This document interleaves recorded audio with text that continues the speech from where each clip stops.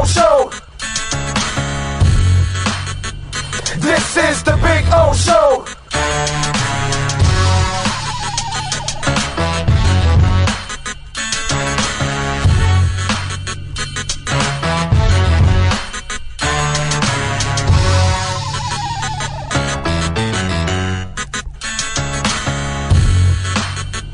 This is the Big O Show.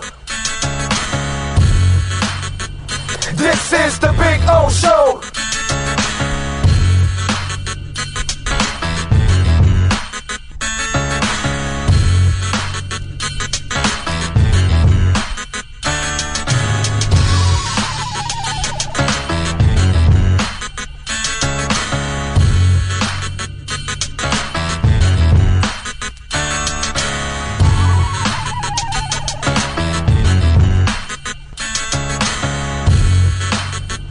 This is the Big O Show.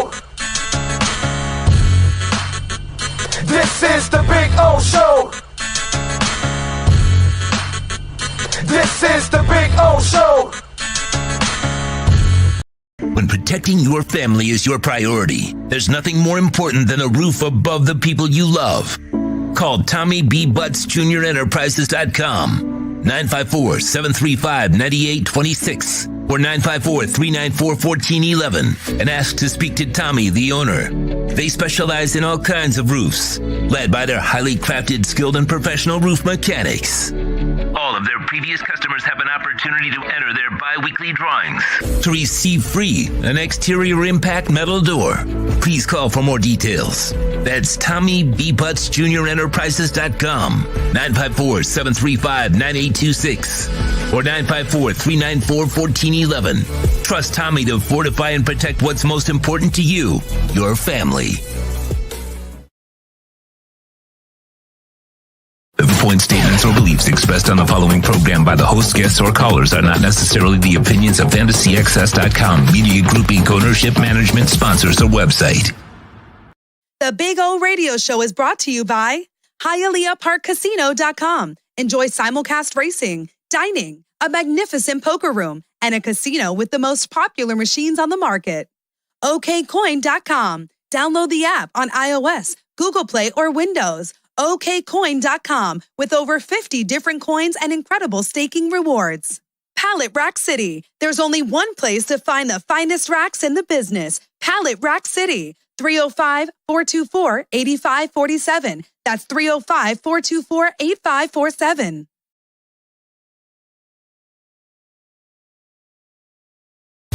When it comes to South Florida sports teams, very few in the media have witnessed, lived, and covered it like the Big O. Let's start the program dedicated to your favorite South Florida teams with a passion that's unmatched. The Big O Radio Show is on. Here's the Big O. Alrighty, good morning, baby. Ready to rock and roll from beautiful Hialeah Park. We are in the second floor poker room. Come on out and join us. Yes, love it. Sean Stanley, how you doing, baby? You doing all right? Feeling good? Feeling good about the Heat and the Panthers tonight? Okay, all right. He's feeling good. I like it. I like it. All right. He's adjusting. Anyway, hope you all are well out there. Big night tonight. Obviously, as the Heat look to take a 2-0 lead and protect home court advantage. Doesn't mean really anything. It doesn't mean you have a stranglehold on the series or anything, but you've taken care of business, which is what you want to do, after you've kind of earned this home court, you know what I mean? Panthers don't understand that, but, now we kind of said this in the last series, and now this becomes the reality in this series for this franchise. Tonight is the biggest game in Florida Panthers history. It's pretty simple. 96 was a novelty. It was just fun that they advanced and all that, but deep down inside, we knew they weren't the best team in hockey. I mean, who are we kidding? You just kind of knew a team that could clutch and grab and had a goalie that was just, unstoppable at that time, and you got by for as long as you could, but you knew it was a novelty. This is a real deal. But wait a minute. Is it the real deal? Well, that's what we're going to find out. And tonight is the biggest game in the history of the Florida Panthers. And as they continue to move on in the playoffs, which I hope they move on in the playoffs, and I hope that they just got tripped up in the first game, and I hope this is not a sign of things to come, and I hope this does not reflect the past between these two teams where Tampa just moves on and Florida's sitting back going, oh, we're the redheaded stepchild.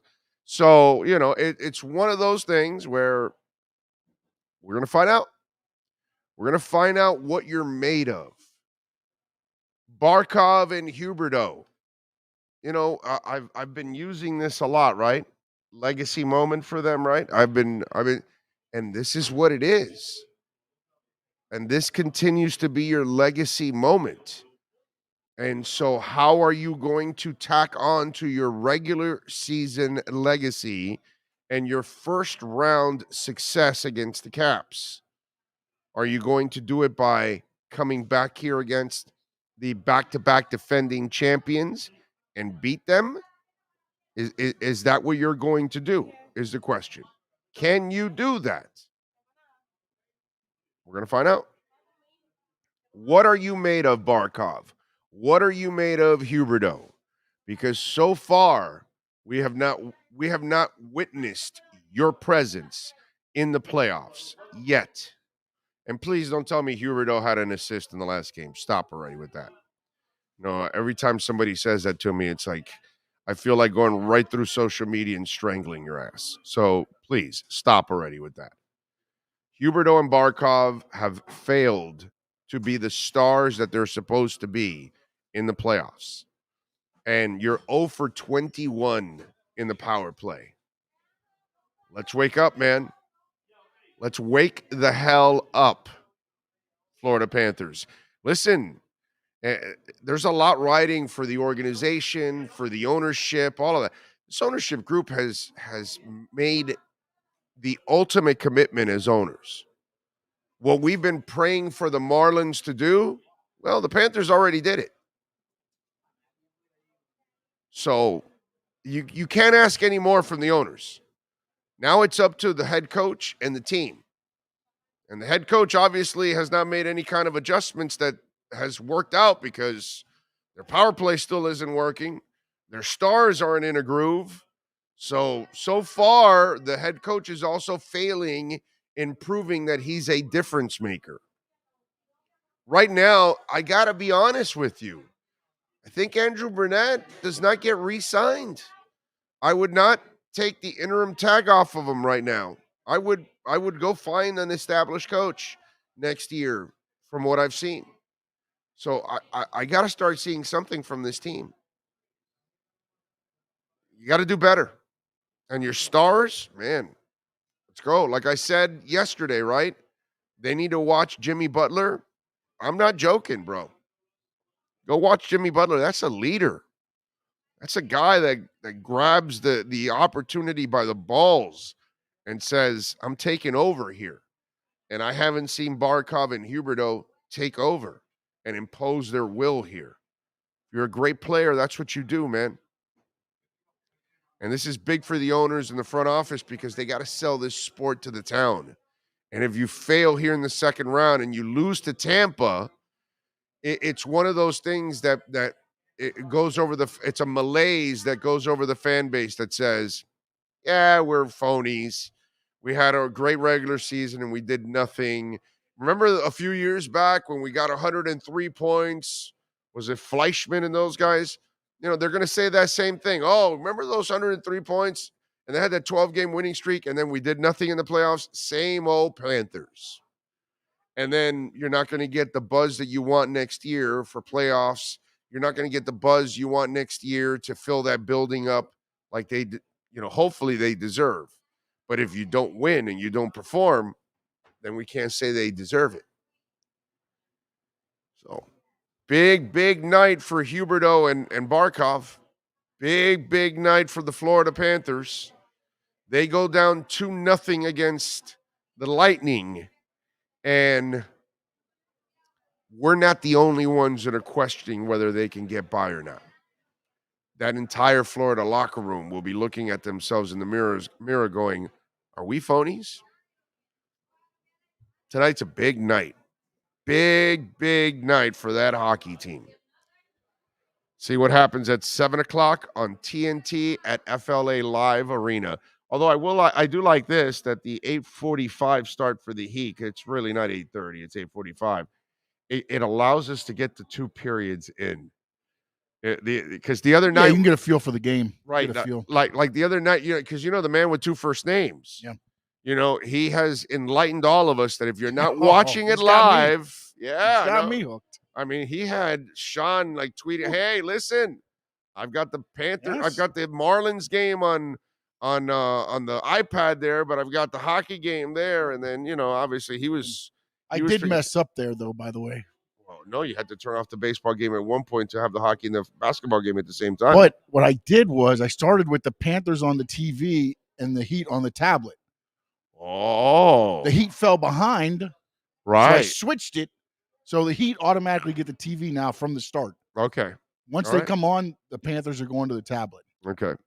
And remember, if that night you can only have 2 TVs on and you weren't able to watch the Marlins, according to the man with 2 first names, you're not a Marlins fan. No. That's why I pulled out the phone. Yeah. I pulled out. You pulled out the phone? I had the phone. I was watching. Look at that. I was watching NXT on the phone. Oh, yeah. There you go. Marlins and NXT. He was all over. You got to make it happen. He was all over. If you're a true fan. Right. Says the man with 2 first names. Yes. You've got to make sure, if you just turn off the TV for a little bit or you watch it recorded later. Oh no. Oh, not a real fan. Get it, bro. Nope. I mean, your life is empty. Sell your hats, your jerseys, everything else because you're not a fan. It's over. Not a fan. So we know the rules now. We know the rules thanks to the man with 2 first names. Got to watch it live. In fact, my buddy was asking me, "Hey, you want to go see Candlebox?" And they're over at Pompano for 2 nights, Friday and Saturday. And I said to him, "You know what? Maybe I'll go Friday to go see Candlebox because I don't want to go Saturday because there's playoff games." And he goes to me, "Yeah, you want to be a good fan." See? So he was listening to the man with 2 first names. And so I told him, no, I want to go Friday because I want to be a good fan. Because you're a bad fan if you don't watch it live. Don't you dare watch anything recorded. Don't go to that wedding. Don't go to that shower. No, don't go to the bachelor party and don't watch them. I mean, if you leave the Marlins game for a bachelor party, how dare you? You're a terrible fan. Terrible fan. God. What else do we have here on the chat board? Big O, tonight is a night for special grilled wings and to wash it down with Edge energy drink. I got you. Yeah. That's a combination right there. A little sports grill, special grilled wings, a little Edge energy drink. I might mix it with a little vodka tonight. Maybe that's what I'm going to do with my Edge tonight. So I can get the Edge. You can get the Edge too, by the way, myedgedrink.com. That's myedgedrink.com and use Big O as the code. Get 10% off. 10% off for the best energy drink on the planet. So he is very right. Anthony Campos is right on that one. Haven't seen the man with 2 first names the last couple of days. I don't even know what his name is. What is his name? I don't even remember. I'm bad with names. It's like I have to. I just remember the last name was Johns because you're like, I know what you're going to say. That's right. It's not Johns. Right. It's yes, John, yeah. I remember the last name was right. Johns. That's all I remember. Was it? Damn, what was it? What was the first name? Let me see if there's any Johns in here now. Yeah. The guy's second first name was Johns. Johns, yep. Yeah. It's that. Oh, Alex Johns is what Greater Good says. Greater Good would know. Greater Good would know.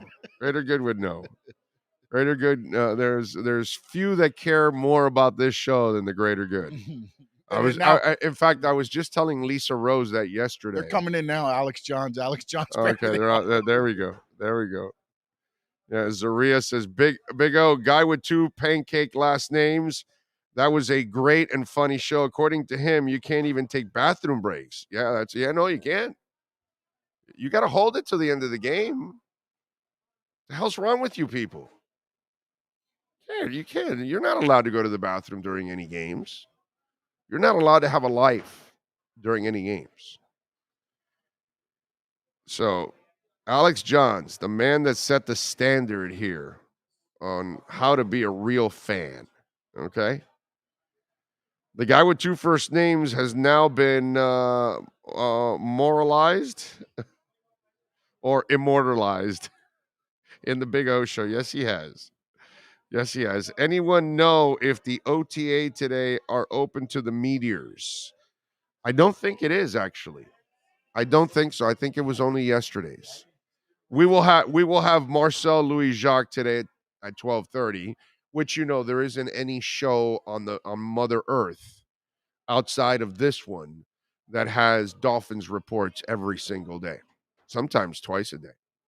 So, that's the beauty of tuning on to this show. You're getting a Heat report every day. You're getting a Dolphins report every day. We're working on I told you it'll be Canes, Dolphins, and Heat every day. I'm not done yet. Okay. Sean and I are still working on this thing, and we want to add a couple more things on the side so we can kind of round it out. But those 3 sports will have everyday reports all year. All right. It will not stop, those 3, because they can't stop. Those are year-round sports. So that's kind of the idea for all of that. So the Canes fan is going to know, okay, I'm going to get a recruiting report. I'm going to get a football report. I'm going to get something today. The Heat fan knows, okay, I'm going to get an insider today telling me about the Heat. Dolphin fan knows the same thing. That's what we know. So if you're in Singapore, you're in South Florida, you're in Fargo, North Dakota, or you're in Portugal, you're going to be able to get your Dolphins, your Heat, your Canes report every single day. Can't get that anywhere. Yes, sir. Confirmation. It is not open to the media today. Yeah. Okay. All right, cool. Reach out to one of our insiders. Okay. That's right. Thank you, sir. And then also you can go to the Big O YouTube channel and see the interviews and the press conferences and things like that. They talk to a lot of the players after practice, so those get posted up as well. I saw the Noah Igbenogany one there. One of the shorter ones. It's one of the shorter ones. So it's like 3 minutes or something. And he looks like such a great young man, dude. Yeah. He's like it's like when you watch Jalen Waddle, like, don't you like if you're a father, you're like that I'm good with him being my son. You know what I mean? Like, he's so likable. You know what I'm saying?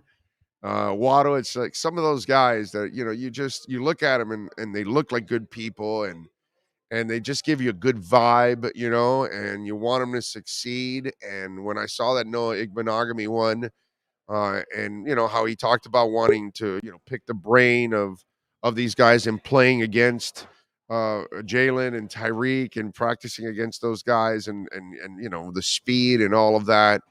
And I love that he seems unfazed by a lot of the stuff that we end up talking a lot about.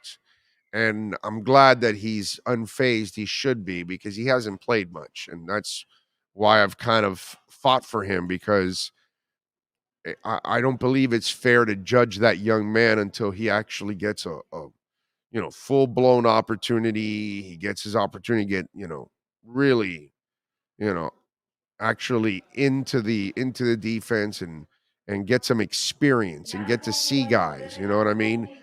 And one of the things that I will have today is a message, because one of the problems that I've had with some of the Dolphin pundits, Dolphin analysts, and guys like that is, or women, that I think they have taken the wrong point of view on some players, like Tua Tagovailoa. And I'm going to explain today in a couple different scenarios where and why they've been wrong. Just like in the case of Noah Igbenogany and Hunter Long, are 2 guys also that are unfairly judged when they haven't played. All right, let's go. Let's get it going. Jimmy Butler and company, they feel they've been unfairly judged. And of course, Anthony Chang does an excellent job covering the Miami Heat on a daily basis. It is time for our liquor split Miami Heat report.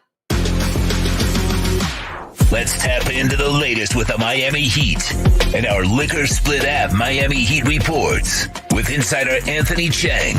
Liquor Split is Miami's own online liquor store. Download, then tap the app and get your favorite liquor delivered to you for just $2.99. No risk, no drinking and driving. Tap that app with Liquor Split. Here's Anthony Chang.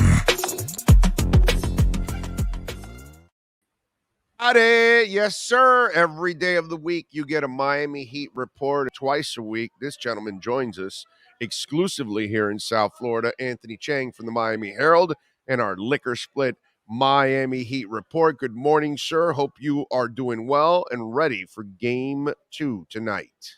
Doing good, Big O. How are you? Very good.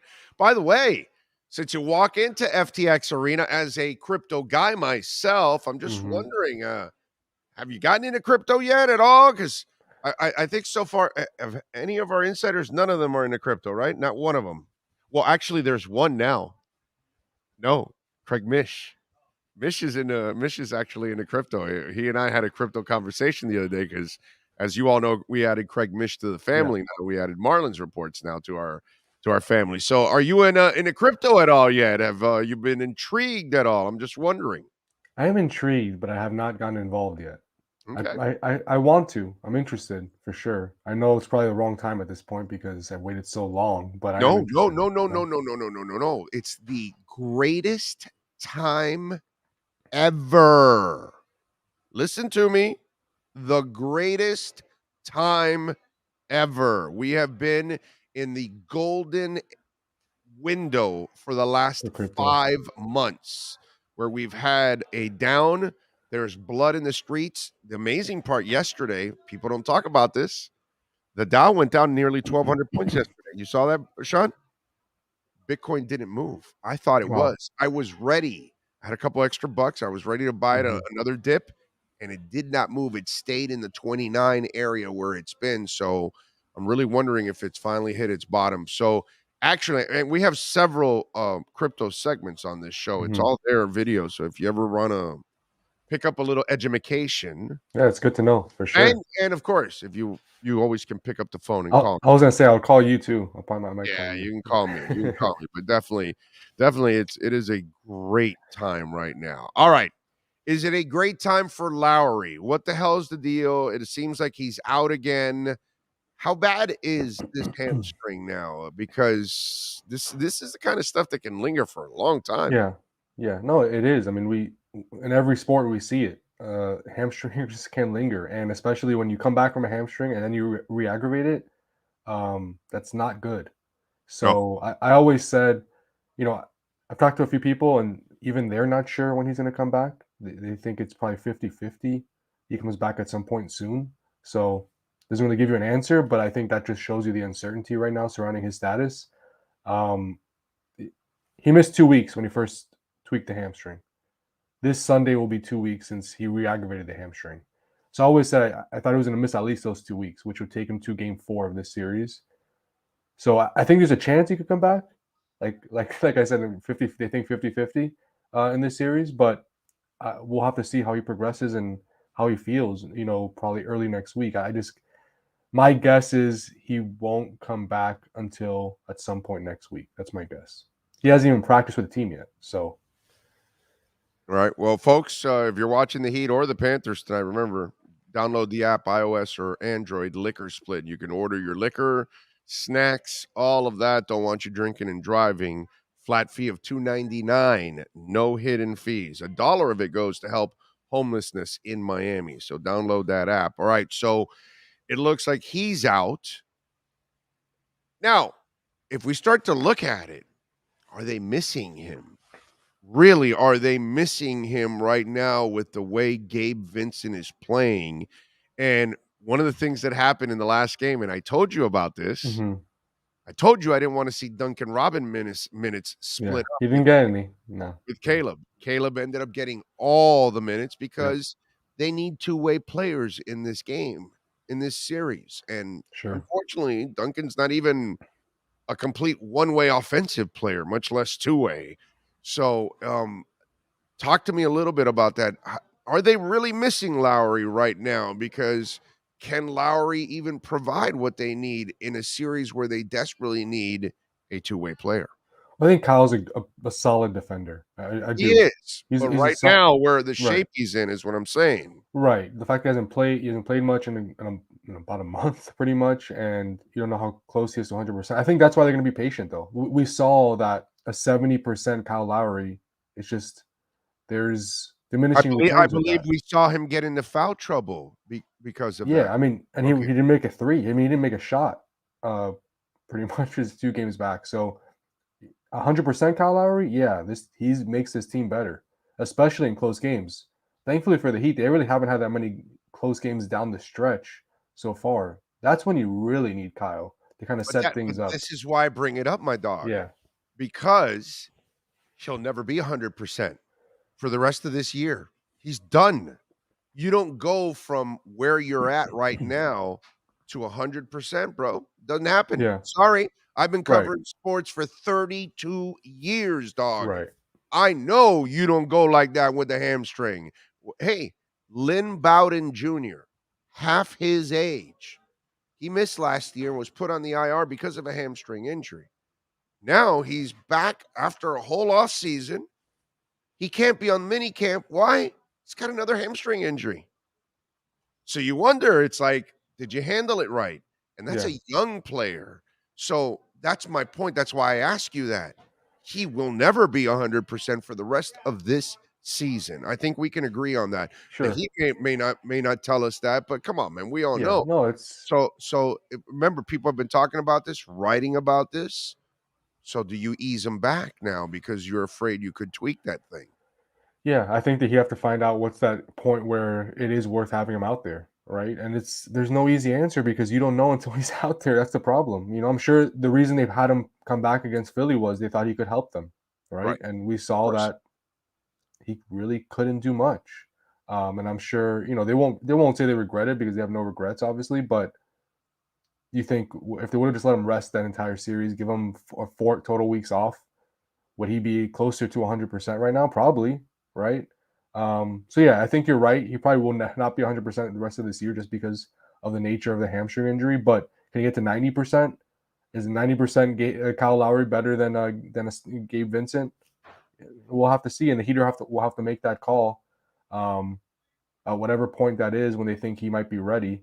And also you have to remember, I know the C team is deep right now, even without Kyle. I mean, you have Caleb Martin as a 9th guy, but having Kyle in there makes them even deeper, right? I mean, you could play 10 guys, and guys don't have to play as many minutes, and Jimmy doesn't have to, handle as much of the ball handling duties when Kyle's in there. So I think Kyle makes his team better. It's just about, can he get to that version of himself that can help this team? That's the big question. Yeah, and here's the other thing that we've crossed this threshold now too, Anthony, and we're talking with Anthony Chang, of course, from the Miami Herald in our liquor split Miami Heat report. A lot of veterans, as they get older and they get banged up. You remember Dwayne Wade had to deal with that bruised knee and all those kind of things, but they still find a way to get on the court and they find a way to help out. And Kyle's now at a point where his body and at his age, he's not able to overcome certain things anymore and still be effective. And that's the trick that some of these guys, as they get older, even when they get banged up, they still find a way to get out on the court. PJ Tucker. Right. And whatever he did in the locker room at halftime or whatever. A genie, he said. There's a genie back there. Well, what if Will Smith was there and they rubbed him out of the bottle and he got away from Jada Pinkett Smith and he gave him a wish, well, then that's fantastic. But my point is, PJ Tucker finds a way with that beat up body to get back on the court and help his team. And Kyle Lowry has crossed the threshold that he can no longer do those kind of things. Yeah, and I think every injury is different, right? I'm not saying PJ's injury is not bad, but when you have a hamstring like Kyle, like you just when you're not effective and you can't play and you can't, it's hard just to run. You can't be out there in the playoffs. You just can't. They're going to take advantage of you defensively. On offense, you saw him like he tried to play. Well, he played the rest of that game in Philly when we heard it, and he was out there. But on offense, he was just standing still, just passing the ball, pretty much. So you just in the playoffs against really good teams like Boston, you can't have a guy like that out there. So I think the Heat are obviously making the right call with him, and especially when you have a guy like Gabe who's playing so well in his shoes. And Gabe will tell you, like, Kyle's a big part of that. Kyle's helped Gabe a lot this season as far as becoming a better point guard, making, better reads. Kyle's really been big in his development. And even during these games when Kyle's not playing, you see it on the bench. Like, Kyle's usually one of the first ones to Gabe, telling him something when he comes to the bench, when he comes out of the game. So you have to give credit to Kyle for kind of help. Not, obviously Kyle didn't expect this, but the fact that he's helped Gabe throughout the year is paying off right now while Kyle's out. Speaking of hammies, Max Strus, Gabe Vincent, what do we know? Yeah, I expect them to play. I'd be pretty surprised if they don't. They were on the injury report last game too, both of them with the same hamstring injury, and they played. And they were, Strus had like a kind of an uneven game, but they were both fine. So there have been a bunch of guys who have been listed as questionable for the Heat this entire playoff run, other than Kyle Lowry, basically, and they've all played. So I'd really be surprised if they're not on the court tonight. By the way, at halftime, I got all these panic wussies all over the place, and I don't know what you were thinking at halftime, but I'm like, I watched, and maybe it's you want to call me a homer, go ahead. But I looked at that half and I go, so wait a minute. So the Pritchett kid and all these guys played their asses off. They played like this incredible first half. And they're up 8. Exactly. Miami played like dog shit, and they trail by 8 points. What's there to panic about? Yeah. You know what I'm saying? And to me, that's what stood out in that first half. Like, Miami couldn't have played worse in that half. And to only trail by 8, I was like, they got this, bro. They're fine. They got to come back. And then the lazy take comes at halftime. I think it was Jalen Rose. Oh, you got to play Duncan Robinson. It's like, do you people understand this game? Do you understand this team? The defense is what ignites the offense. Right. That's what they were missing. Bunnies. They were missing layups. They were, the day you want to say, hey, play Duncan is the day you're in a game that's super tight. Everybody's playing their asses off.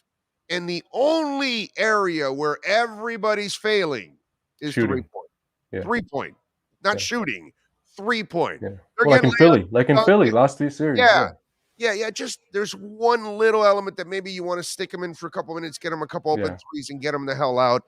I can understand somebody telling me that. But when I'm watching defensive breakdowns and lazy passes in that game too, it took them a while to figure out, Boston's watching, and they're looking at the passing lanes, and they're trying to disrupt it, and they're active hands, and yet they had one lazy pass after another. Dude, that has nothing to do with Duncan Robinson.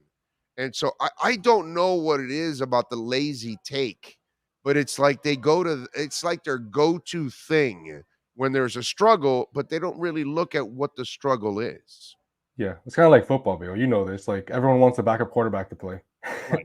Right. It's the same thing. It's just the easy answer because you haven't seen him play, so you think he can help. So yeah, I totally agree with you. In that first half, they were generating pretty good looks against the Celtics defense. The Celtics defense is very, very good. Yes. But it was defensively that was so uncharacteristic for this team to allow 42 paint points in one half. I mean, they had been allowing like 35 paint points per game in the playoffs. They allowed 42 in one half.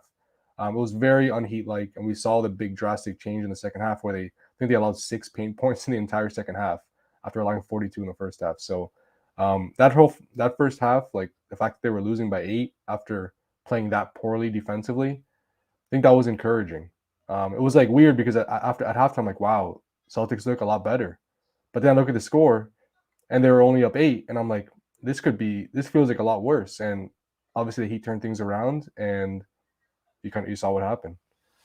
I'm with you there. What did you think of Stephen A's declaration that Jimmy Butler called him after the Sixers series, and said, "You and everybody have slept on me." I personally love that because Yeah. that's just fuel to his fire, and every great pro has done that throughout his life to motivate themselves. Yeah, it's just fun. That's fun. I kind of like that Jimmy's doing that, in the playoffs, and he deserves it. Look, he's playing awesome. I Yeah. mean, I don't say this lightly. I know this is usually like hyperbole, but Jimmy Butler in this year's playoffs, he's playing like Superstar. Michael Jordan. Superstar. He's putting up Superstar. Michael Jordan numbers, Dude, which is just I've always said Jimmy Butler's a hell of a player. He's an all-star. He's not a superstar. Not a superstar. he's a superstar. Not a superstar. Well, dude, I can't keep saying that. No, I can't keep saying that and because he's doing superstar things. Yeah. Oh, you need me to play defense? All right, I'll shut this guy down. Just Oh, you need me to play everything. offense? Oh, I'll do it. You need me to steal? You need me to pass? I'll do it. Whatever you need me to do, I will excel at. That's a superstar. Yeah, but what's the biggest, like the most surprising thing for me, and I think that's what makes it hard to explain, is Jimmy Butler in the playoffs is a different player than the one we see in the regular season. I don't know if we could like have a comparison for that from another player in another sport. I know like Josh Beckett maybe and with the Marlins in that year, but playoff Jimmy, he's like a totally different player. I mean, you don't see him score 40 plus points in a regular season game. He's done it 3 times in the playoffs already. He's more aggressive, takes threes.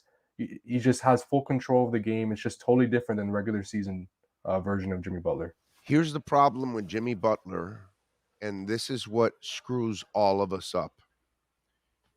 How many times can you think in your lifetime, okay, that you've watched a player manufacture himself into a superstar?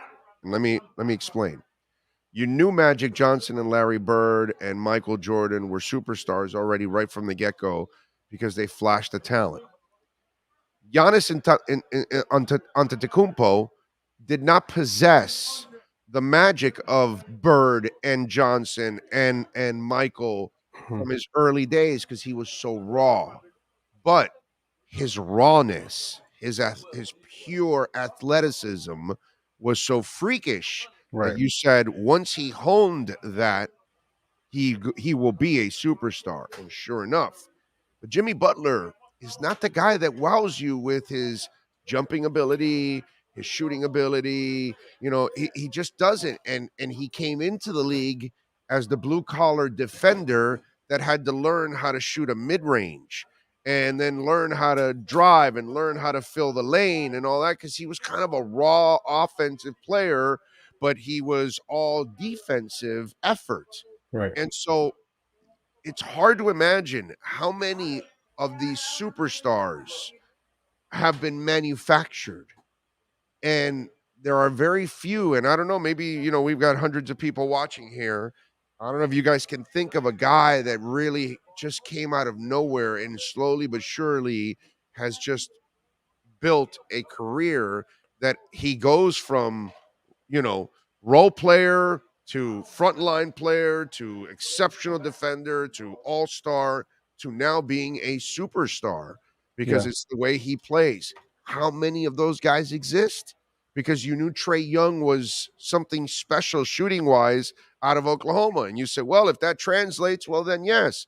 That's how we're used to seeing our superstars, that they're flashing from such a young age, and then they kind of grow into that because we expected them to do that. This is the guy that we've never expected him to do any of this. Yeah, it's very unique. I mean, I'm trying to think off the top of my head, and I go back to those Pistons teams maybe, but even then, like Chauncey Billups. No, but Isaiah was that guy in Indiana. Yeah, but even like the more recent Pistons teams that won the championship, like with Ben Wallace and like Rip Hamilton and Chauncey, but they didn't have superstars. They had really good players. Rip Hamilton. But what Jimmy's done, his path to becoming a superstar. Yeah.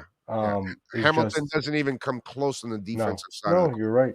Even he can't even in his dreams defend half as good as Jimmy. Yeah, no, I don't. I'm sure there's somebody out there, but off the top of my head, I just can't. It's so unique that Paul George.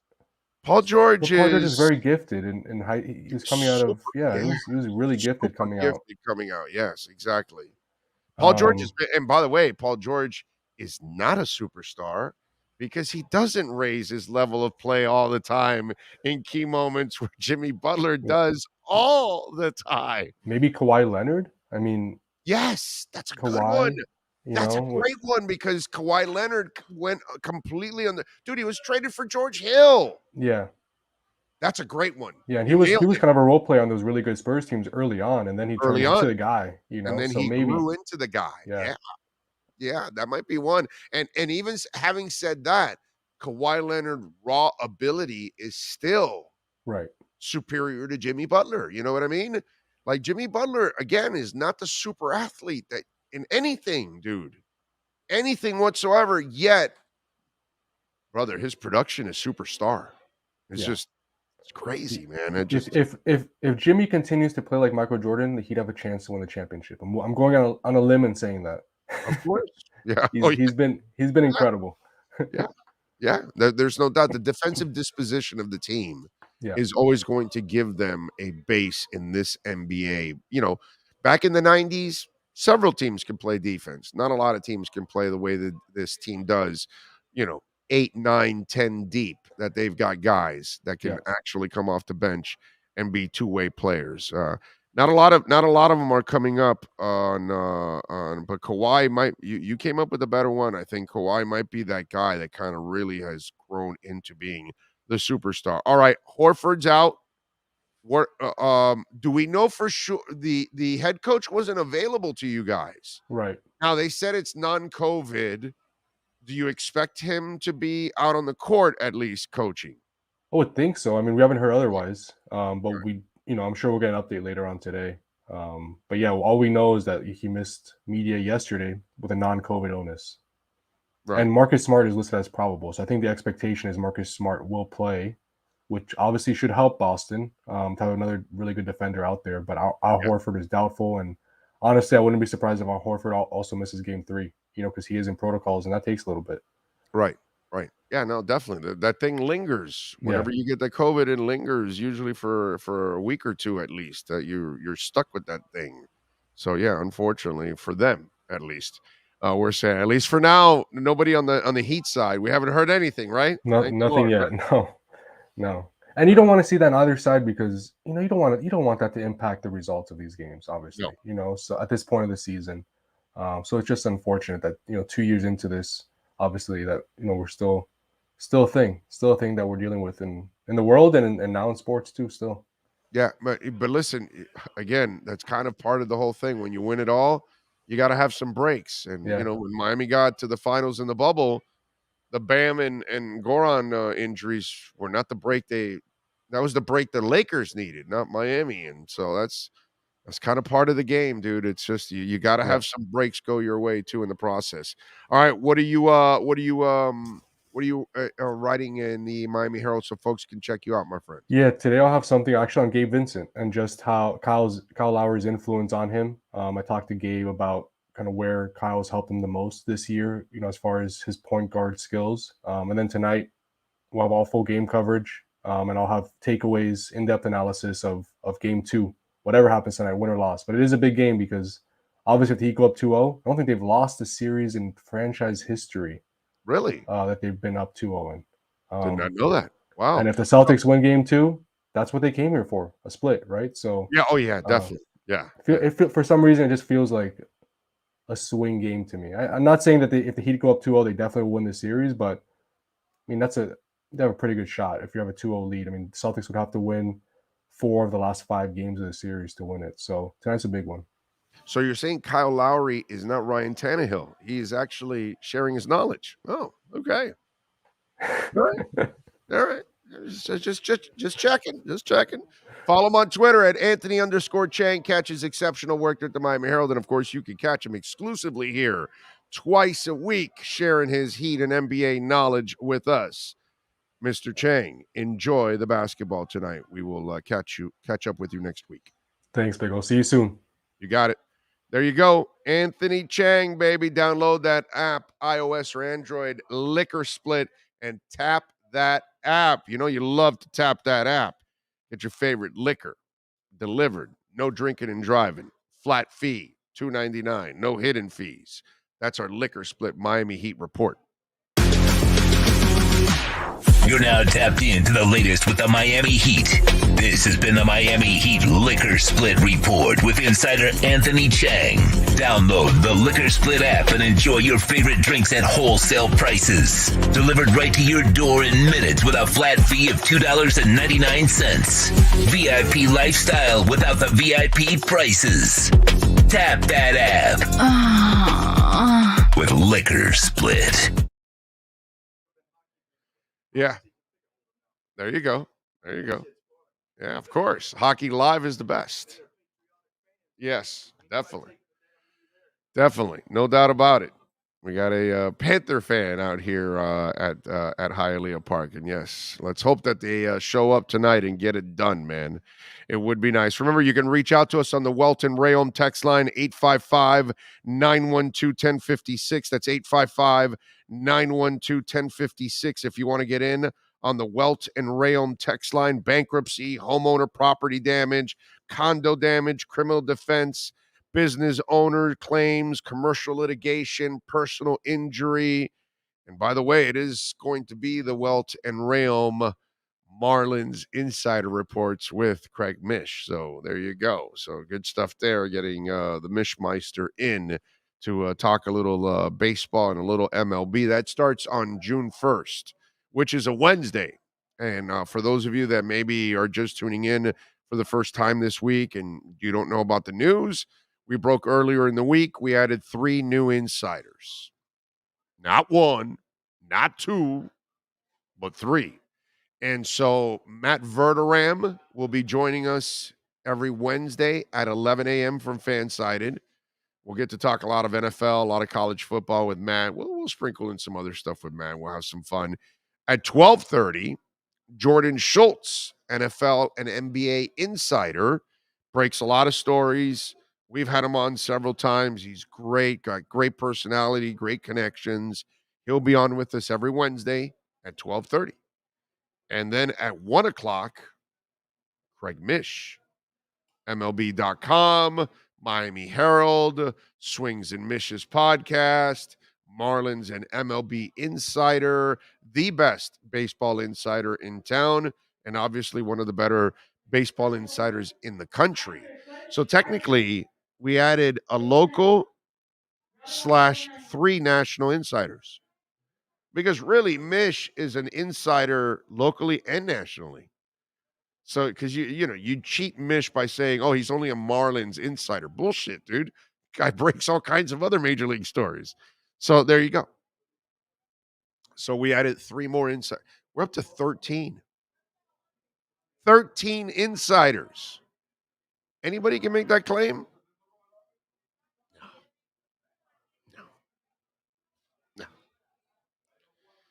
No. No. There's only one real sports show dedicated to South Florida sports fans all over the world. Right here. Right here. Nowhere else. Jimmy Butler is playing identically like the 06 Dwayne Wade. I mean, it's just, listen, man. You got to take L's when the L's are there. Okay? And I've always called the dude an all-star. But just it gets to a point where you continue to do this in the stage's biggest moments. You already got them to the NBA Finals once. You're 3 more wins away from getting to the NBA Finals again. And hopefully this time you stay healthy and maybe you win it this time. All I do is talk about Huberdeau and Barkov, who, by the way, Huberdeau may have had a season that Jimmy Butler has never had this year. How do you like them apples? And Barkov's considered one of the, 10, 20 best players in all of the NHL. Nobody looks at Butler that way. But yet, here I am to start the show talking about how Huberdeau and Barkov need to freaking step up, bro, and become stars. And yet, how do we downplay anything that Jimmy Butler does? How do we downplay it during the regular season? How do we downplay when he does it in the playoffs constantly? It gets to a point where you have to give the man his due. And he's playing like a freaking superstar. And that's because he is a superstar in this NBA. Because there aren't a lot of players that can do what he does offensively and defensively. Hell, even as a facilitator too. So he also takes another level of the offense. Oh, you need a playmaker. Okay, I got you. Really, dude? Oh, you need a scorer. I got you. Oh, you need a defender. I got you. Oh, you need a leader. I got you. I mean, what superstar box is he not checking? Is there a superstar box he's not checking? I don't know. I don't think so. You got to give the man his due, bro. You have to. He deserves it. By the way, Alan Poupar will join us in hour number 2 at 11:30. In hour number 2, I will. I got some stuff I want to get off my chest about the Dolphins, specifically Tua, and some of you Tua disbelievers, haters, whatever the hell you want to call yourselves. I got 2 separate messages for those folks that we'll get into in hour number 2, which is 7 minutes away. Jimmy Butler playing the best basketball of his career right now. Hell yeah. I wish Huberdeau and Barkov played like Jimmy Butler. We all do, Tony. We all do. If they play like Butler, then they eliminate the Lightning in 5 or 6 games. But they're not. So, Big O, have you heard that Jimmy Butler texted Stephen A. Smith? Yeah, we just talked about that. All you got to do is win, win, win. Jimmy Buckets keeps going and going. Amen to that. Amen to that. All right. Let's see. Marcus Smart was noticeably limping Tuesday just prior to the game. He wasn't limping on the sideline of the court on Tuesday night. I didn't see him limping that much. You know, listen, he's got green hair. That doesn't go well. That's all I'm saying. You know, the guy wants to be a leprechaun, and that was a bad movie. You don't want to, you know. Was there a Leprechaun 2? Probably, right? Was there a Leprechaun 3? Probably, right? It's amazing. It's amazing when bad movies get sequels. Right? It's like, wait a minute. That movie sucked. How did it get a sequel? Wow, up to Leprechaun 5? See what I'm saying? Like, it becomes a joke. Like, hey, let's make another Leprechaun movie. Why? Because we can. We've got the money. Who cares? But they suck. Who cares? We'll leave a legacy of sucking. Okay. You got it, Tatum and Brown.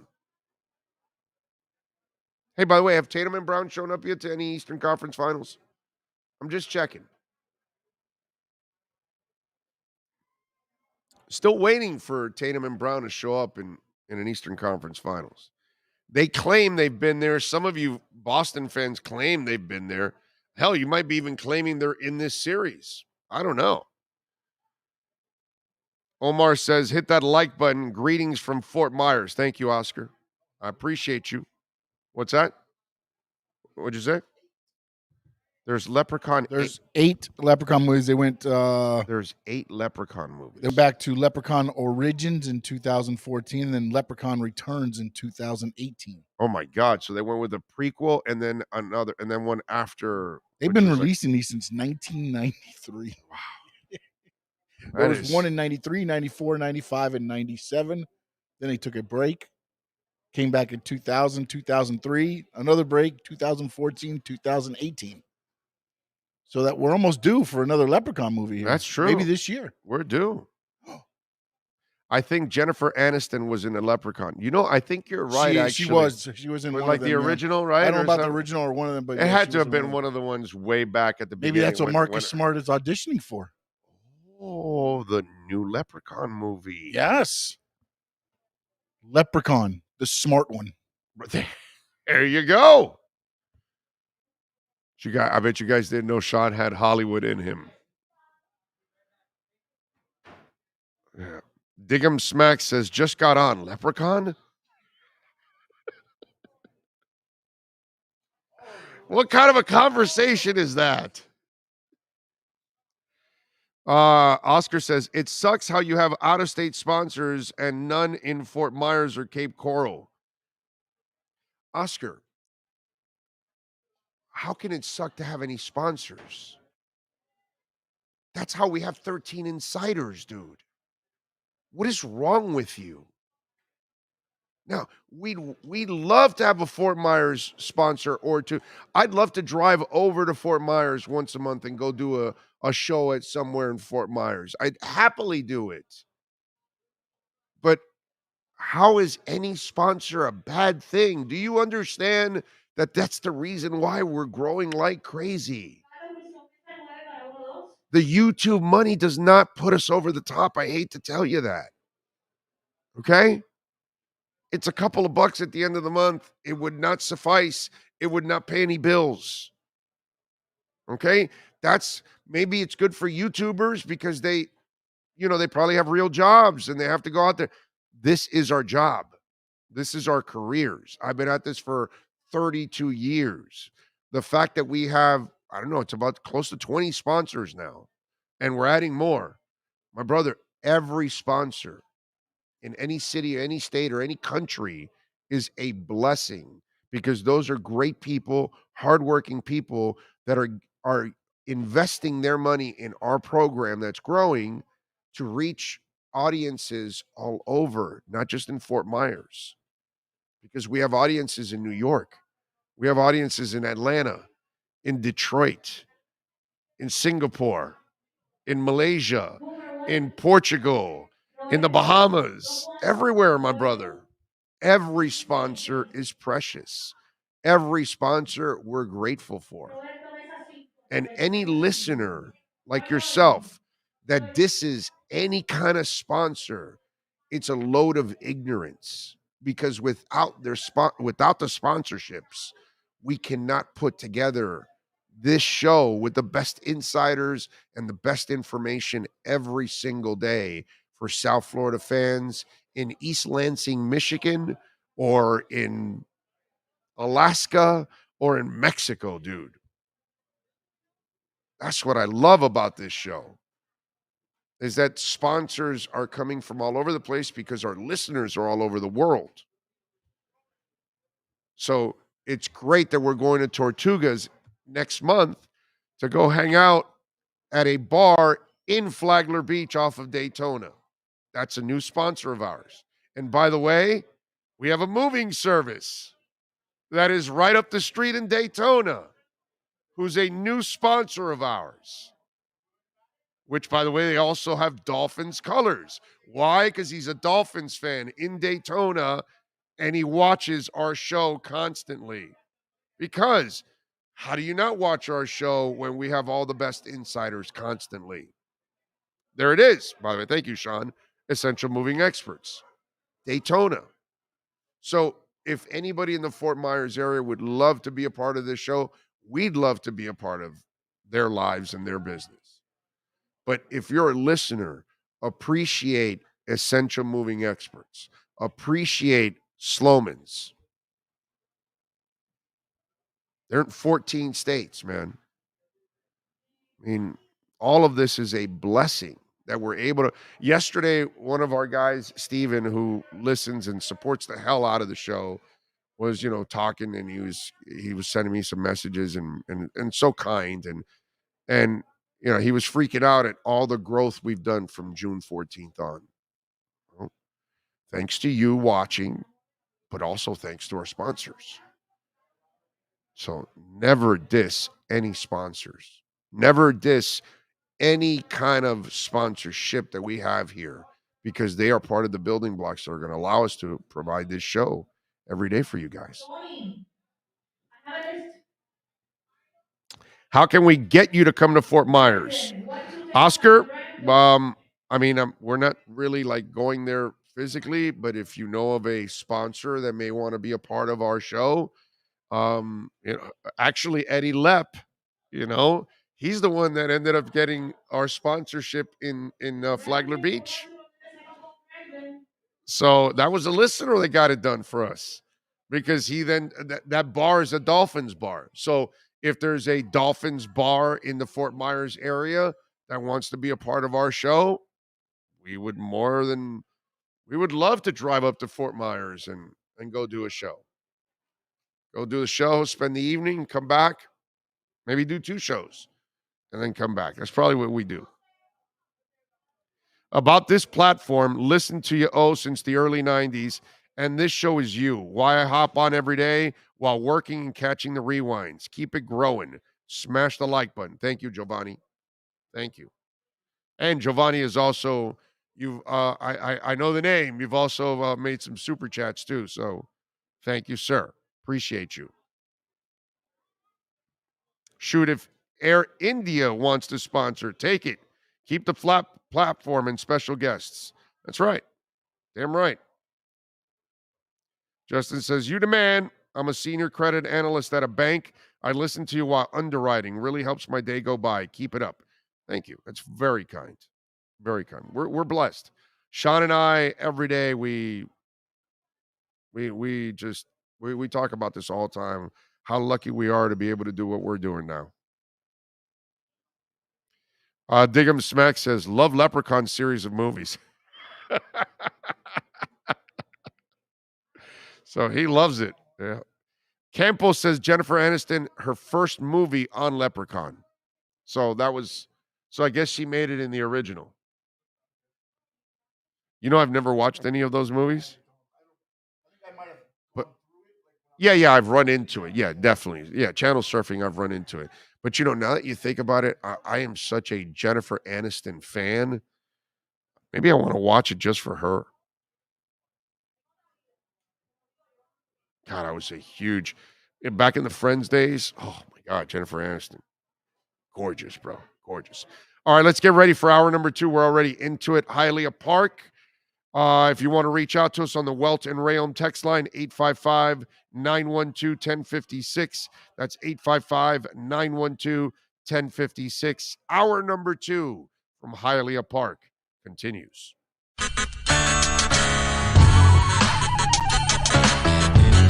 When protecting your family is your priority, there's nothing more important than a roof above the people you love. Call Tommy B. Butts Jr. Enterprises.com. 954-735-9826 or 954-394-1411 and ask to speak to Tommy, the owner. They specialize in all kinds of roofs, led by their highly crafted, skilled, and professional roof mechanics. All of their previous customers have an opportunity to enter their bi-weekly drawings to receive free an exterior impact metal door. Please call for more details. That's Tommy B. Butts Jr. Enterprises.com, 954-735-9826 or 954-394-1411. Trust Tommy to fortify and protect what's most important to you, your family. Oh, I think I know what this is. Houston, we have a package. Hello? No matter where you are, the Sloman Shield home security system guards your home. With next-gen perimeter protection, 24/7 monitoring, and interior motion sensing. And right now, get a free Sloman Shield security system and doorbell camera, all professionally installed, for free.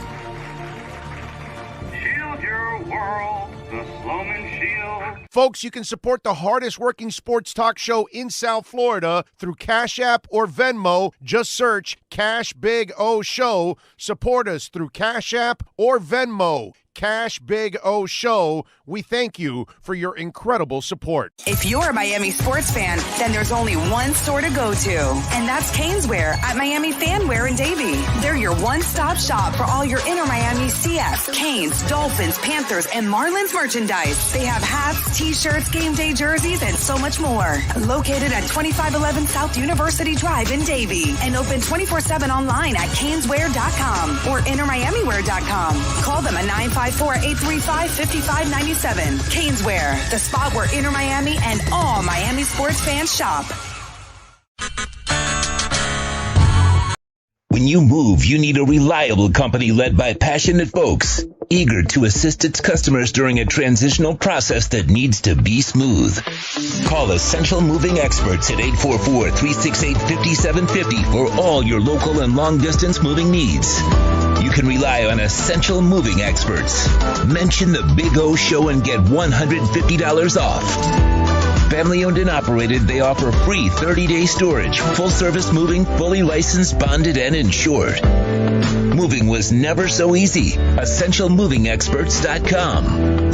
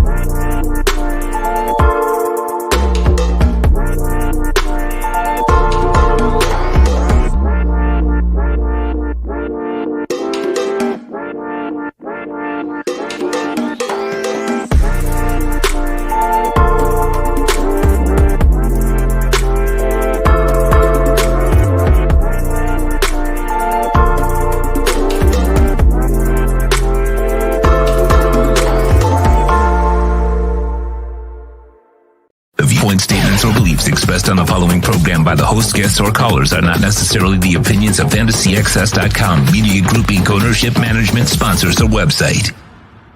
The Big O Radio Show is brought to you by Sports Grill, good food, good drinks, good friends. Craig Zinn Acura of Pembroke Pines, the #1 volume Acura dealership in the Southeast United States. The Fort Lauderdale Police Department. The FLPD is hiring. Go to FLPDjobs.com. When it comes to South Florida sports teams, very few in the media have witnessed, lived, and covered it like the Big O. Let's start the program dedicated to your favorite South Florida teams with a passion that's unmatched. The Big O Radio Show is on. Here's the Big O. Hialeah Park. Yes, sir. Sean Stanley, the man that masters this program every single day by my side.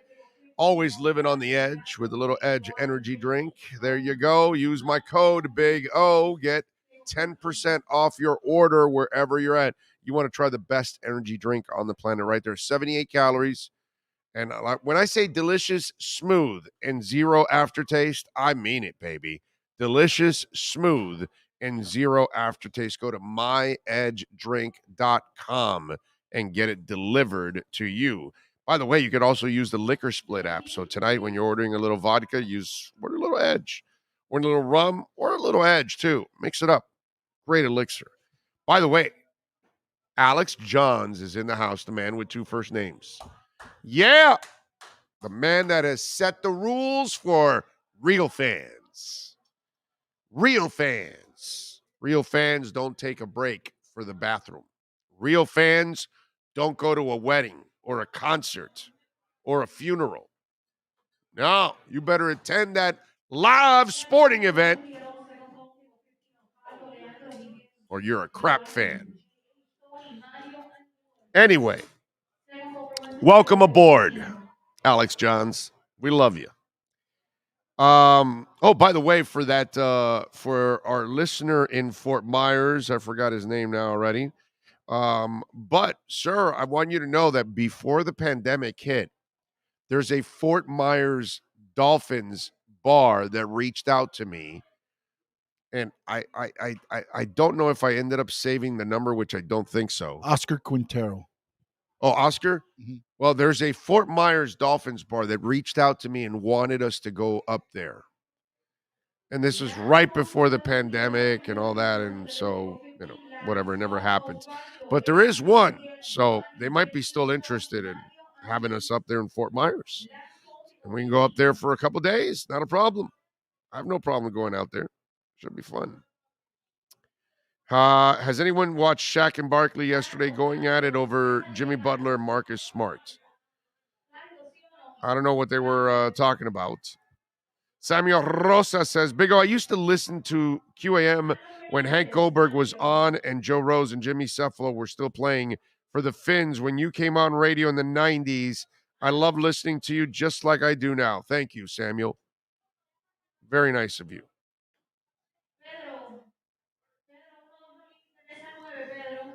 And he also says, who cares if sponsorships are out of state or not, as long as you guys are taken care of? That's what matters. Thank you, Big O, for taking care of our sports community as long as you have. Thank you. Thank you. Thank you. And don't forget, you can't miss the game live, Hunter Butler says. Never miss the game live. So, before I talk a little Dolphins here, because I've got a message. I've got to send out a couple of messages. I've got to send out to some of you Tua folks, Tua haters, Tua disbelievers. Can I just say something? Did you watch Inter yesterday? Dude, they have not played bad the last 2 weeks. The last 2 games, because they're going to play again this week on Sunday. But last night, man, I mean, dude, Campana hits the post.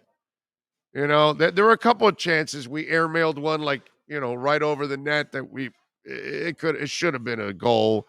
They could have won that game 2-3. They could have scored 2 to 3 goals in that game last night. The young guys, man, I got to tell you something. There are no moral victories. I get it. It's their 3rd year, and it's been disastrous and all that stuff, and it's a bad year again this year, and they're not going to go to the playoffs. But I got to admit, the last couple of nights, the last couple of games, they've been entertaining, man. I like watching the young guys. I will say the wind came out of my sails once I saw Higuain come in. 69th minute. Why? Yeah. Bring him in the 83rd, 84th. If you're going to do it, then, because again. Well, the problem is you play on Sunday and Campana has to rest. Give him 20 minutes of. I know. I mean, my wife asked the same thing, and I said, they play on Sunday. They've got to save their horse. I understand that, but it's like the one thing about this team now that I see is they still make a lot of mistakes. Oh, yeah, because they're young. But they're fast enough now to recover and get back. Whereas when they made those mistakes with Higuain and all those other guys. Cooked. The MLS guys just ran right by. Right. No, they would have to foul. Yeah. In order to just save the play and give up a yellow card. Yep. So you have Figal and the other idiot. LGP committing. The leaders of the yellow card troop. Yeah. God, those guys, man. Stupid foul after stupid foul after stupid foul. But I just want to say this. Chris Henderson's finding some guys, man. Just give him time. Give him the resources. And I know Moss will. He'll figure it out, but I know that they bring no interest by anybody right now. Nobody cares about Inter, and I know I'm one of the few that probably care or watch. But I gotta say, I've been entertained the last couple of games.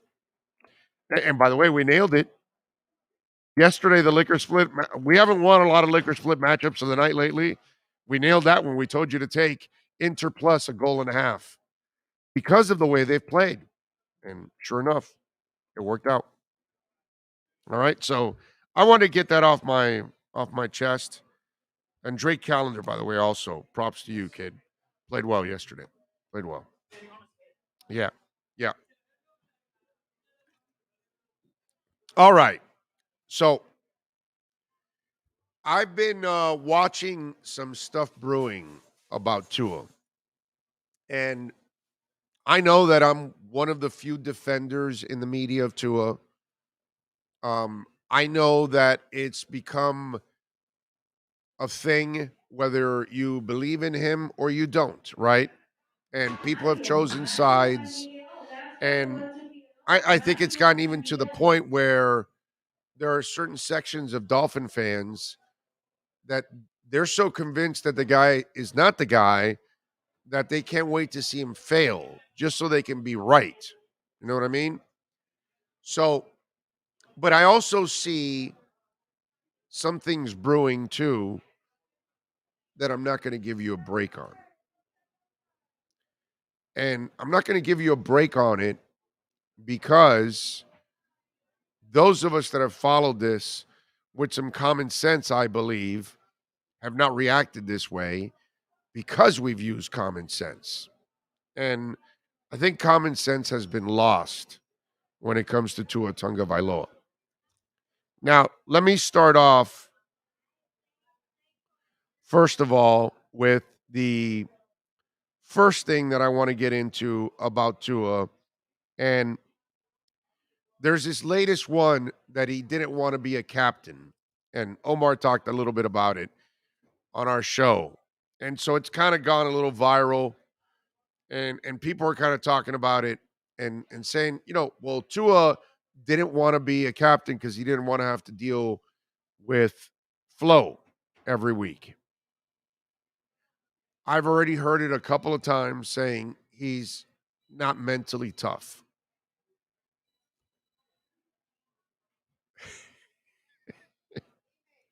Here's a kid that comes off the bench in the highest point in college football in a national championship game, saves the program's ass, plays lights out, and they win the national championship, which has nothing to do with being soft and not mentally tough. Here's a kid that has blown out not one, but two of his ankles.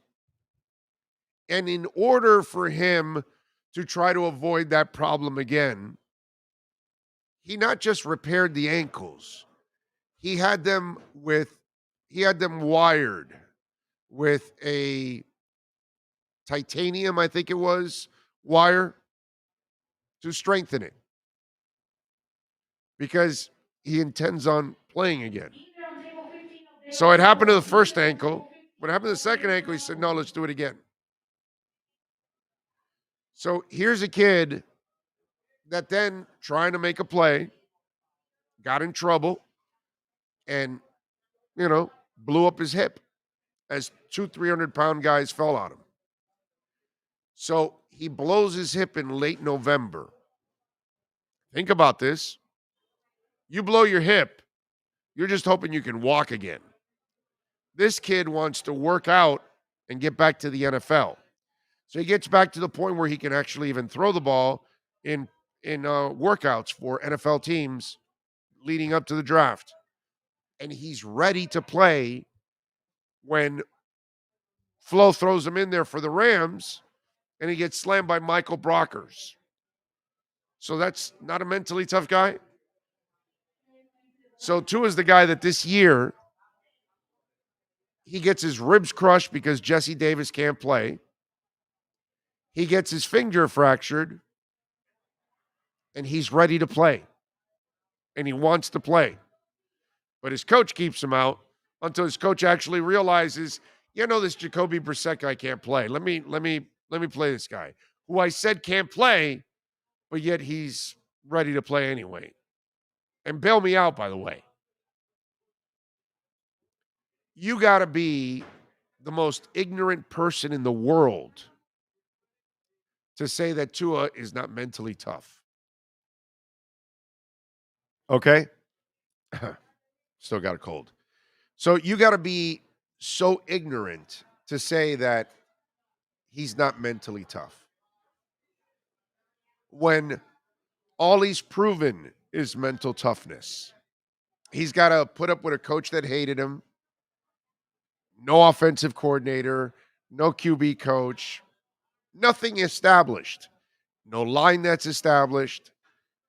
And yet, that would put the fear of God in any player normally. Kid goes out there, never points fingers, never blames anybody. All he's ever done is shown mental toughness.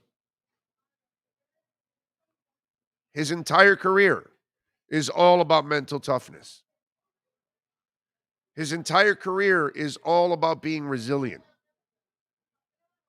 His entire career seems to be about proving a lot of people wrong, and he's got to do it again. But don't ever tell me that the guy's not mentally tough. Because we're watching people retire from football left and right, and they're completely healthy.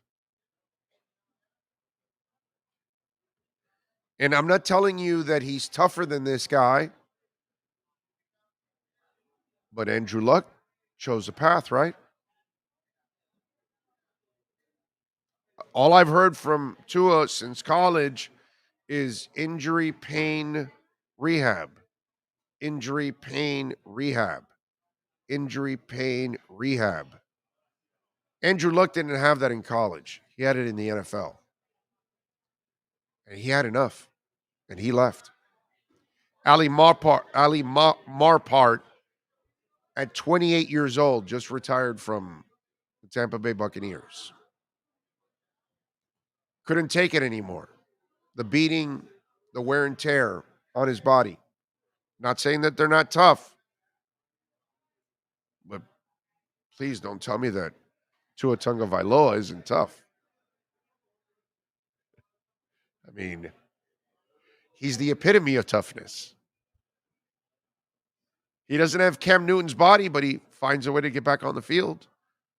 Just like Cam Newton, just like everybody else.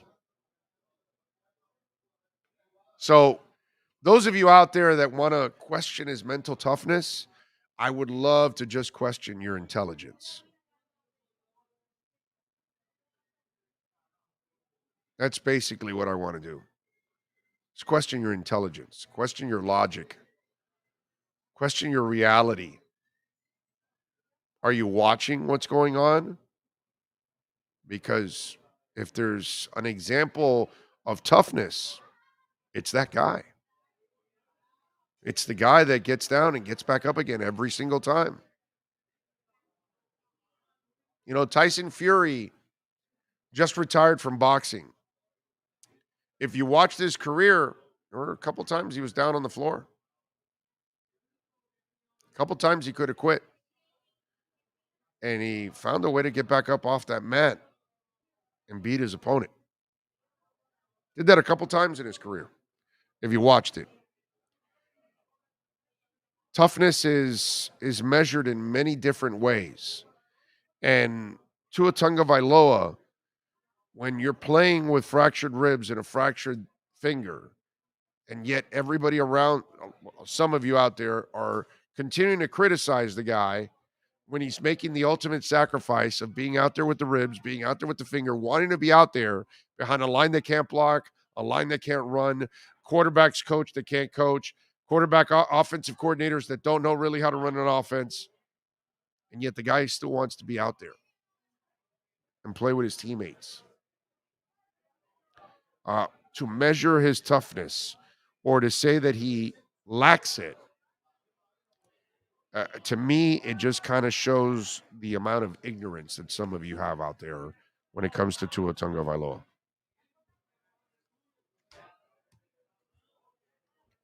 Sometimes you just don't want to be around people you don't like. It's not a matter of mental toughness. Brian Flores did not like Tua, did not want Tua, and pretty much coached against him while being on his own team. And Tua Tagovailoa knew from the get-go that he had a person that was not in his best interest. And it's really hard in the game of football to get somebody to believe in you when they know you don't believe in them. So you guys can look at it however you want, but a lack of toughness is not what I would ever label that dude ever. 855-912-1056. That's 855-912-1056. If you want to get in on the program, don't forget Nature B is a proud sponsor of our program. And if you wonder why or how I have the energy to do 3 to 4 hours every single day with, I don't know, 4, 5, 6 minutes of commercials in an entire hour. If you wonder how we come up with talk every day for 3 to 4 hours, well, Nature B helps, man. It helps me because I have that energy every single day. It boosts my immune system, which is what I love most about it. And all it takes is 2 golden capsules every day. 2 golden capsules, 27 vitamins and amino acids, 28 powerful antioxidants, folks. Sustained energy all day long, helps with digestion. That 3 o'clock, 2 o'clock, 4 o'clock fade, depending on where you're at, not going to happen. It's not going to happen while you're driving home, too. You know, that kind of stuff. No. Sustained energy and boosting that immune system. Go to natureb.com, use my code BIG-O, get free shipping on that plant pollen. Been talking about this for 20 years now. 1 month supply, 3 month supply, 6 month supply. Feel the power of pollen. All natural from clean, green New Zealand. natureb.com. Alan Poupart is next. Let's get ready to talk Dolphins football. It's the Sports Grill Miami Dolphins Report with Sports Illustrated's Alan Poupart. With locations throughout South Florida, Sports Grill is the home of the special grilled wings. Check out our sponsored locations in Miami on Bird Road and 114th and in Miami Lakes in the Royal Oaks Plaza. Here's Miami Dolphins insider Alan Poupart. All right. There he is, the man, the myth, the legend that is Alan Poupart. How you feeling, my man? I'm doing good. How about yourself? Good. Where you at, Panthers? I am in the Panther at the FLA Live Arena dining room. Okay. Did they serve you breakfast? They did not serve us breakfast, but this is where I'll be having dinner this evening prior to Game 2 of the Panther Lightning series. How is the media dinner over there now? It's solid. Solid? Okay. Yeah. No, this is different than what they serve in the press box upstairs, mind you. This is like a meal. This is like a full meal with a salad bar. And nice. Okay. Yeah. Oh yeah. Oh. Well, they're going special. I like it. Okay. All right. Well, I mean, come on. I mean, you know, Viola and Seafood, they have proven to be class owners from day one. That's for damn sure. How impressed have you been with their commitment, right? Because you think about this. It reminds me a lot of the Marlins. You're kind of a redheaded stepchild. You're not pro football. You're not UM, and you're not the Heat. Those are the dogs in this town. We know that. But we've been waiting for Marlin ownership to make a real commitment, right? And in order for you to make a commitment in those kind of sports, which are kind of almost niche sports as it is, you've got to hope that you can get that return, right? And Viola and Sifu have been all in, and where Marlins management hasn't even come close. I mean, You got to give them a lot of credit for the dedication that they have shown to really building a real franchise here in hockey. No, props to them for spending to the cap or close to the cap and not like just doing bare bones. Right. You know, like some other professional sports franchises have done through the years. So the Panthers have assembled a really, really good roster, and part of it has been the willingness to spend the money to get that done. So, yeah, props to them. Absolutely. Is it, and I've been talking about this legacy moments now for Barkov and Huberdeau, bro, because, you know, we need them, man. We need the stars to be stars. So how do you look at it? No, it is. And if the series goes south, really south, and I hate to think that way, and I don't think it's going to happen, but if the series were to go really south at some point, you're going to have some really major self-reflection and ask yourself, is this team built the right way to make a deep playoff run? Because again, the playoff hockey is different than regular season hockey. Amen. You don't have the kind of space you have, the time and space that you have in the regular season. It happened a couple of times. If you remember the Duclair goal on Tuesday night, for some reason unbeknownst to me, the Tampa defender decided to let Jonathan Huberdeau camp out near the boards with the puck. you give Huberdeau that kind of time, and he's going to find somebody open. Lo and behold, he found Duclair for the goal. Well, that's been one of the very, very rare occasions where UB's had a lot of time and space to operate. Usually it's like rush, and he's got guys on him. And then the same thing for Barkov, who is anybody who knows me, and I've said this, nobody is a bigger fan than him, but he has to have that signature moment where he brings his game up and carries the team in the playoffs, and that has yet to happen. Because he's just a spectacular two-way player, but he needs to become dominant at some point offensively, and not just doing little things. All right, so let me ask you what I think might be maybe an interesting question, or maybe it's a terrible question, but I think it's kind of interesting, or it's maybe unanswered, or maybe you can answer it. Is Barkov and Huberdeau more Bam Adebayo than Jimmy Butler?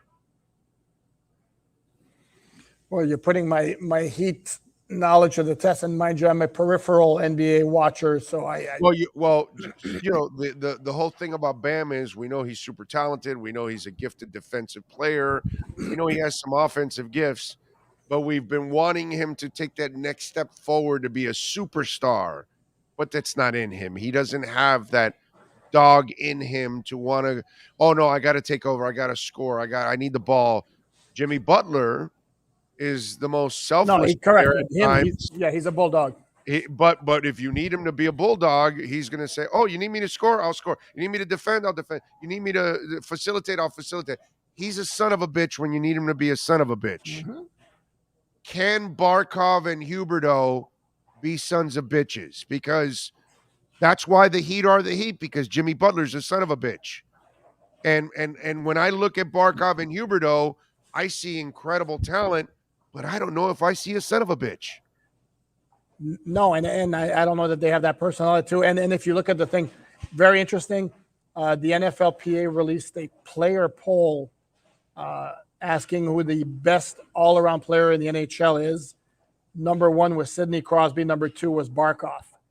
And to me, the only difference I see between the two is Crosby's got a little nasty and dog in him. Cut your throat out, bro. Yeah. Sure, and Barkey doesn't have that, and that's just his personality is like a mellow, laid back, really, really cool guy. Right. But he needs to be a badass at some point on the ice. And Huberdeau's skill set's not quite as all around developed as Barkey's is. The thing he had an MVP year this year, did, bro. But it's mostly offensive. He's just a dazzling offensive player, which is difficult to carry over into the playoffs. It can happen, but it's more difficult. Whereas Barkov's game he's brilliant everywhere on the ice. To me, I wish he was just a little bit more of a badass. Yeah. And does he have it in him? That's a good question. I don't know. We haven't seen it yet. All right. Did you go see practice? Of course. All right. So you told me you couldn't tell if Tua had more flexibility and more of an arm on that video from Nick, his trainer. I thought it looked like it. People said when they saw it, it looks like he's a little bit more mobile, maybe a little more zip on the ball. Did you notice anything when you saw it now? And yet you will have other guests on your show throughout the week, if they haven't already done so, tell you that there was a noticeable difference in the zip in his passes. I'm sorry. And I had this conversation with the gentleman I'm thinking of and telling him, I don't know what the hell you saw. It's the same guy. And there were some nice throws. I made that point. There were some nice throws in the practice. There was like the pass to Preston Williams to the left sideline was a really nice throw with great touch. And there was a pass to Gesicki over the middle. But I saw it portrayed as like a ball with a lot of zip. And sorry, no. I mean, it was a nice throw over the middle. I'm sorry. That's so it's Omar thought he had a little more zip. So was it Omar you disagreed? Yeah, it was Omar I was talking about. Okay. But it actually wasn't even the only one who said that. And I'm sorry. To me, it was the same thing. Now, having said all that, yeah, it was a good, solid practice.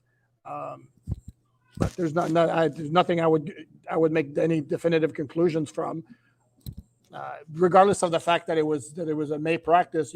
If I thought for a second that I saw a noticeable difference in the speed, the velocity with which the ball comes out of his hand, I absolutely would tell you, but I'd be lying if I said I saw anything like that. Okay. All right. Fair enough. By the way, you can always tell when somebody wins big. That person went crazy, bro. Somebody, hey man, it's always fun to win some money, man. Hell, I'm getting excited right now watching Bitcoin go over 30,000. Anyway, so what else when you went to practice? Give me something else that stood out to you that you liked. It was kind of very. There's no hitting or anything, so I can't look really too much into. There's no hitting, and I saw like some tweets about the offensive line, the defensive line being dominating. Oh, I must have missed it. I've been watching the wrong place because I didn't see that. There wasn't a whole lot of team drills or 7-on-7 work, so it was kind of limited. I did like what I saw from Noah Benogany actually. Whoa! He had one play where he had a really nice pass breakup against Jalen Waddle. And then he had another play where he kind of stood up where the play was away from him, where there was some blocking involved. I think it was on Hunter Long, and he kind of stood his ground. There was some pushing and shoving after the play, and I like to see that aggressiveness from him. And he's a guy that I certainly have hopes that he can, develop and become something in his third year. Outside of that, I always get frustrated with him because I think too many have been unfair with him and judging him when he hasn't played, bro. He needs to play so we can actually really see if he can develop into a player. I don't like judging these young cats when they haven't gotten enough of an opportunity. And that's the only thing I feel bad about Noah is that too many have already passed judgment on him, and it's just absolutely unfair to pass any kind of judgment on that young man. Just is, in my eyes. Yeah, no, I agree to a certain point, but the coaches have seen him for 2 years. So now this is a different set of eyes on him with Sam and Patrick Surtain, like working with the cornerbacks, and we'll see what they can do with him. But it certainly deserves another shot this year. This is a rookie first-round pick. You're not getting anything for him in the trade anyway, so there's no point in just dumping him. Let's see what he can do. Give him a long look. You don't need to see what X and Byron Jones can do in preseason games. No. So if they don't play, and especially Byron Jones is recovering from off-season surgery. If he doesn't play it down in the preseason, doesn't bother me in the least. If X doesn't play it down in the preseason, doesn't bother me in the least. I would have no problem. In fact, I would like it if Noah Benogany played full first half in the preseason opener, 3 quarters in the other 2. Like, you give him a really long look. Really try to get a feel for what you have. And outside of that, what stood out to me, Tyreek Hill is fast. Not exactly breaking news here. Yeah, no, I'm with you there. Connor Williams working a little center. You can't confirm, I guess. I can tell you, but then I'd have to kill you. Those are the rules. We're not allowed to report on lineups and where players lined up. All right, so but obviously experimentation is going on, which is what you're supposed to do right now at this point, is start experimenting so you can find out early on who's who and what's what. I would expect that there's some of that going on. Right. Yeah. I would figure. How's that for a nebulous answer? No, that's fine. That's fine. Listen, I already told them what was going on anyway, so it doesn't matter. So yeah, it's fine. It is what it is. But I can understand you being there. You have to. Yeah, you definitely have to answer it that way. I don't have to like the rules. I'm playing by them. I don't have to like them, but I'm playing by them. Right. Sony Michel looked good. Didn't notice him, to be honest with you. I know you had the kid one carry that's. I'm just saying, all the right shape is what I'm saying. I'm not expecting anything from blocking or running or anything like that. Anything going on, dude. I mean, what are we going to do? But you want to see how they move, like through the hole. Is one thing you want to see, and then there was like a nice burst of that type, like my one by Myles Gaskin. Savon Ahmed had one. Chase Edmonds, I don't believe worked out. I don't even know if we even spotted him on Tuesday. And mind you, they've had 3. Today was their 3rd OTA, and we were allowed to watch the one on Tuesday, which is the pattern. So for the next 4 weeks is 3 weeks of OTAs. We get to watch one of the 3 of the 10 total, and then we have the 2-day mini camp which we'll be allowed to watch. That's June 1st and 2nd. Did you notice anything different on Gesicki where they were lining him up? I probably couldn't tell you if I did. And okay, to be honest, that's right. You can't tell me either, right? Yeah, that's right. Tell you. I didn't. That's right. Okay. All right. Were there experimentations at the tight end spot? I didn't notice anything. I'll be very honest with you. I did not notice. I didn't notice. Okay. All right. I'm just wondering if somehow or another they brought him a little closer to the line or something crazy like that. I'm just wondering. You know what I'm saying? I asked Omar this. I think it was Omar or maybe Marcel. I forgot which one. Earlier in the week. You notice anything with Gesicki body-wise? Because the last time we saw him on the podium, it looked like he was beefing up the arms a little bit. So a lot. Oh, a lot? Really? No, that podium session was. You want to use the word noticeable? There was a noticeable difference. Right. He looked like this. On the field, no. On the field, he looked back to where. Okay. Almost looked back to where he was before. So I did. There was nothing that stood out to him physically. Like I saw him on the field. It wasn't like I had to do a double take. It's like, wait a second, is that Gesicki? It was clearly easy to spot him. Okay. All right. And how about Hunter? What'd you see from him at all? Other than that little, I don't want to use the word brouhaha or whatever, little pushing and shoving with no, nothing really noticeable from him. Okay. And in terms of his body, I didn't notice either. So he's somebody who certainly could use some more muscle. I don't know if I got your thoughts on it on the Melvin Ingram signing. Yeah, we spoke about it Monday. Love it. Oh, we did? Okay. Yeah. No, I almost got a little worried there for a second. I wonder why it took so long from the agreed to terms to officially sign the contract. But hey, worked out in the end. So no, great. He was probably traveling. Probably. He was probably in the middle of some kind of a vacation or something. They had to wait till he got back. And plus, he's probably not, in that much of a hurry. Like, he agreed to the deal, but he doesn't have to rush to be down here because he's a vet.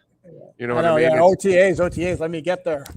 Yeah, exactly. And I would imagine that that's what's going on with J.C. Tretter, that whatever offers are out there are kind of the same. And he's like, well, those offers will be out there in another month. I don't need to be, at somebody's mini camp right now doing nothing whatsoever. That's not going to help me. So, yeah, I can imagine that Melvin Ingram isn't that pumped up. All right. What are you working on over at Sports Illustrated so folks can check you out, my friend?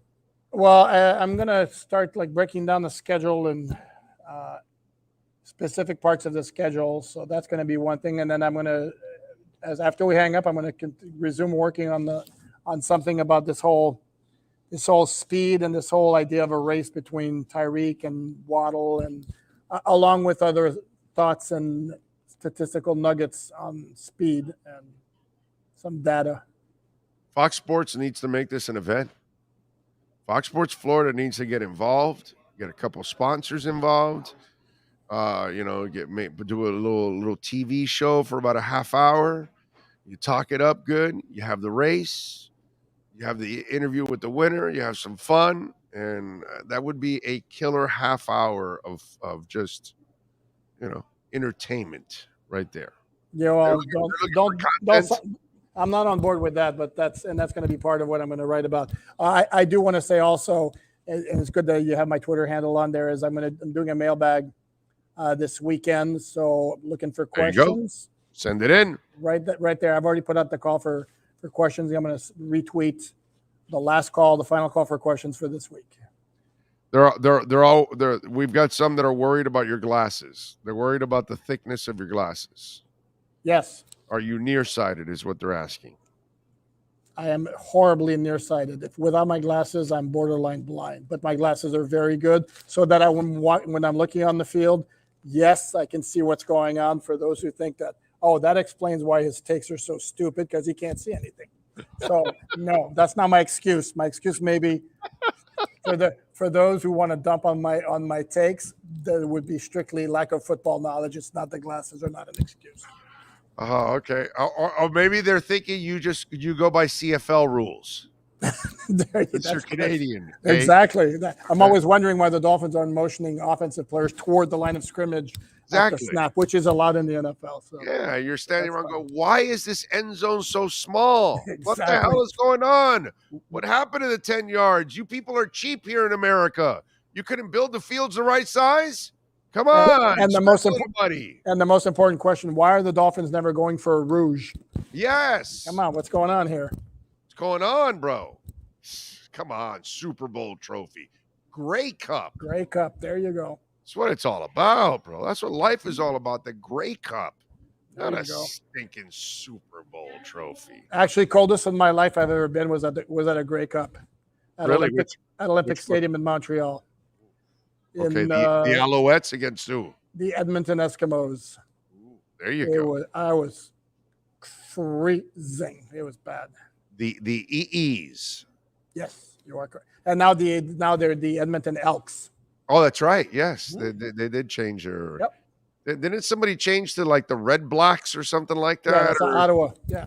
Yes, right. From the Rough Riders to the Red Blacks, right? Yeah, is that what it is? It used to be a league with, I don't even know if they might have gone back. I don't even know, but they used to be a team. This used to be a league with 9 teams, and 2 of them were Rough Riders. Right. It's like you ran out of nicknames, dude. Seriously? With 9 teams, right? Yeah. It's like Hollywood. They can't come up with a new movie. They just got to repeat the old ones, and we don't know what new movies are. Let's just do a new Jaws. There you go. That's just the way it goes. No, right. Jaws the Revenge. I mean, come on. There you go. Now, that was a classic right there. Baby. Yes, that was rough. That was good. That was what's the dude's name that played with a bad Jamaican accent? If you tell me, Ben Peebles. Mario Peebles. Oh God, that was a terrible Jamaican accent, man. I wonder if Mario still regrets that to this day. Going, God, I sound terrible like a Jamaican. What a horrible movie. Horrible. Michael Caine was in that movie too. Yes. There are actually a couple of actors in that movie. Yeah, you're right. Yep. You're right about that. All right, follow him on Twitter at Poupard NFL. Send in those questions on the mailbag there at Poupard NFL, and make sure you bookmark that Sports Illustrated page so you can find out everything Miami Dolphins. Alan, as always, thank you, my friend. Appreciate you. You got to have a great weekend. There you go. Alan Poupard and our Sports Grill Miami Dolphins report. This has been the Sports Grill Miami Dolphins Insider Report with Alan Poupard, exclusively on the Big O Radio Show. Make sure you subscribe to the podcast and never miss a report. Search Big O Radio Show on most platforms. Visit Sports Grill in our sponsored locations in Miami on Bird Road and 114th, and in Miami Lakes in the Royal Oaks Plaza.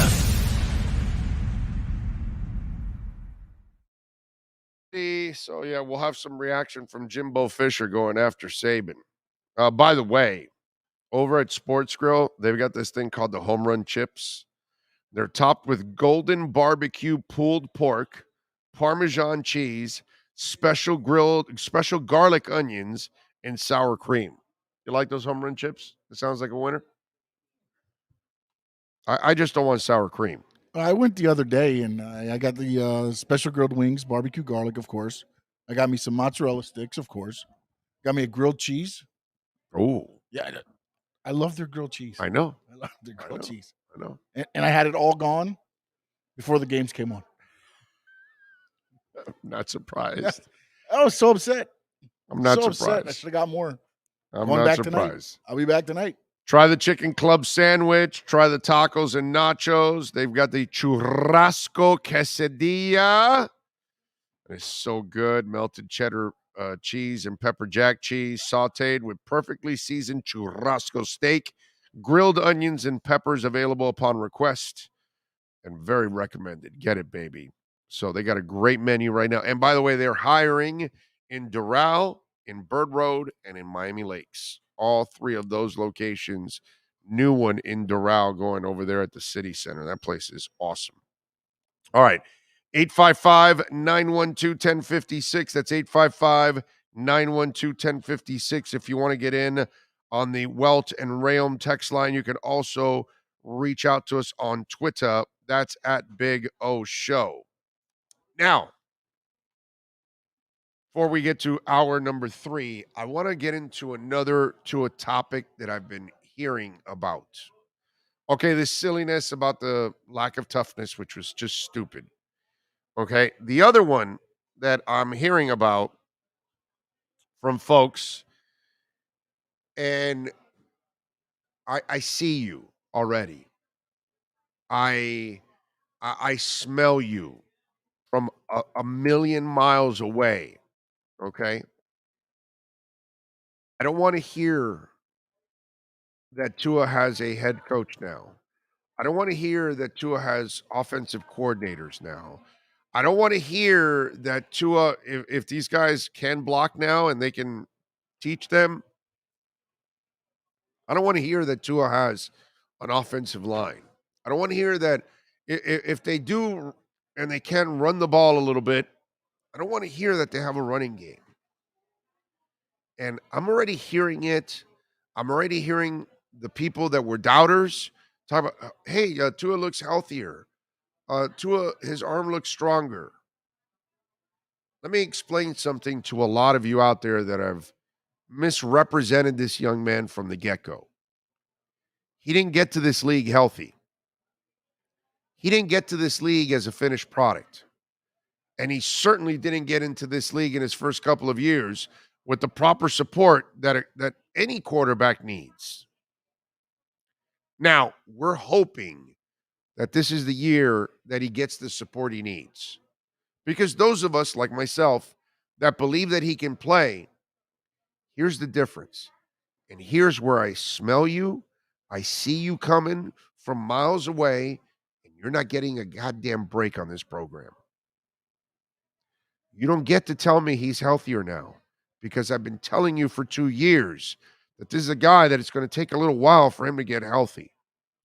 You don't get to tell me he's got a running game when you weren't willing to say the running game was a problem for him for 2 years. You don't get to say now they have an offensive line if they do end up developing an offensive line, because we've been telling you for 2 years they can't block. You can't tell me, oh my God, they know how to call offensive plays now. Well, that's what we've been telling you. Those of us that actually follow the game, and we tell you they don't have an offensive coordinator, he doesn't even have a quarterback's coach. His quarterback's coach is the guy from 7-on-7s. No, not a guy established in the NFL that has actually coached in the NFL and has been successful with other quarterbacks like the one they have now. So those of us that actually understand the game, and we've been telling you, well, wait a minute, dude. You're judging a guy that's not even healthy. Oh, you're judging a guy this year that's playing with broken ribs and a fractured finger and no coaching staff and no running game and no offensive line. You don't get to use that as an excuse. You get to take the L and just say you're wrong. Because that's what I'm going to tell you to your face. That you're just wrong. You were wrong about Tua. Because you didn't judge things the right way. You didn't look at the entire scenario and the entire situation and what he was in the middle of. Because on this show, we kept telling you, well, wait a minute. He had blocking in Alabama. He had a coaching staff in Alabama. He had a quarterback's coach, an offensive coordinator in Alabama. Guys that were like NFL coordinators. Because half of Saban's staff usually are NFL coaches. So he had everything he needed in Alabama to succeed. He hasn't had anything to succeed here. Here's the other thing. Still stuffed. So here's the other thing. So, and you can go back. It's all on record here. We don't erase anything. We don't, nothing. It's all there, dude. Whether I'm right or I'm wrong, it's all there. The audio's there. The video's there. You can't hide from it. Okay? Go look at my conversations after his first year. I bragged about his first year. When many of you said, oh, dude, he sucked. He was mediocre, this, that. I'm the one that said he had a hell of a year. Considering he doesn't have anything, and considering he was coming back from an injury and no experience and really wasn't the number one guy and wasn't taking reps like the number one guy and wasn't working on football in the offseason. He was working on rehabbing his body. I thought he did a hell of a job. He still won more than he lost. He still threw more touchdowns than interceptions. He played overall a really good season. Most people won't say that. But most people did not assess it the right way because they don't judge everything else around him that was a disaster and his lack of experience. So you don't get that break. I just want you to know ahead of time. So for those of you, if this happens, of course, at the end of this coming season, which I believe it will, but I could be wrong, not the first time, but I believe Tua is going to ball out. I think he's going to have a hell of a year. But as the year goes on, I'm going to look for you. So when you start telling me, well, no, yeah, Tua's winning now because he had an offensive line, you don't get the excuse. He didn't have one before.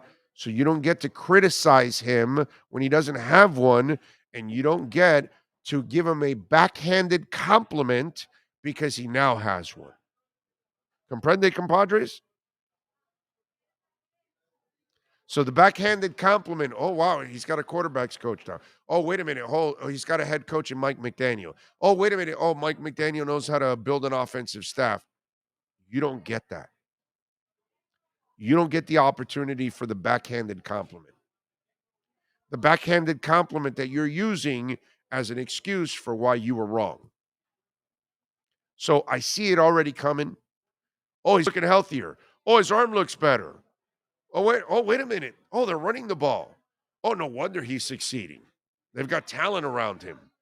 Yeah, no, because other guys succeed so well without any talent or coaching.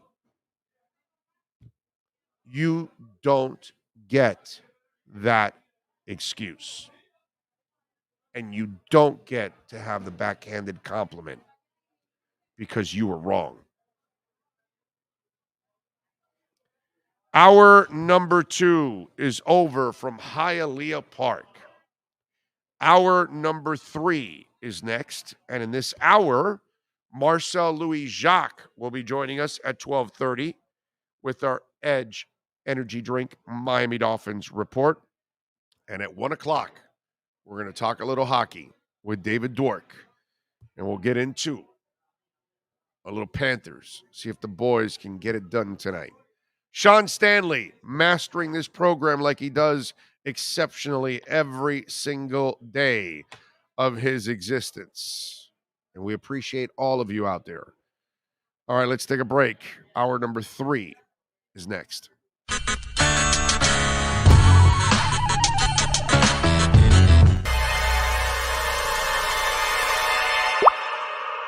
What? Oh, look.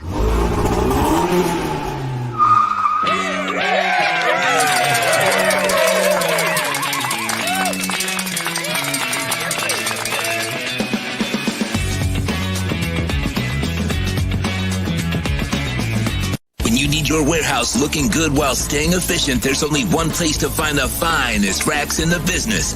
Pallet Rack City in Hialeah. 305-424-8547. That's 305-424-8547. Pallet Rack City is the company you need when you want your warehouse sporting the finest racks in the business. After all, who doesn't love a great rack? Pallet Rack City. 305-424-8547. That's 305-424-8547. Welton Rayom has more than 62 years of litigation experience handling insurance disputes. They're committed to resolving even the toughest insurance claims quickly. Call them for a free consultation. 954-966-4646. At Welton Rayom, they don't get paid unless you win. Property damage claims to your home, business, or condo as a result of a hurricane. Welton Rayom can help. Water, mold, fire, smoke damage, Welton Rayom can help. Call 954-966-4646.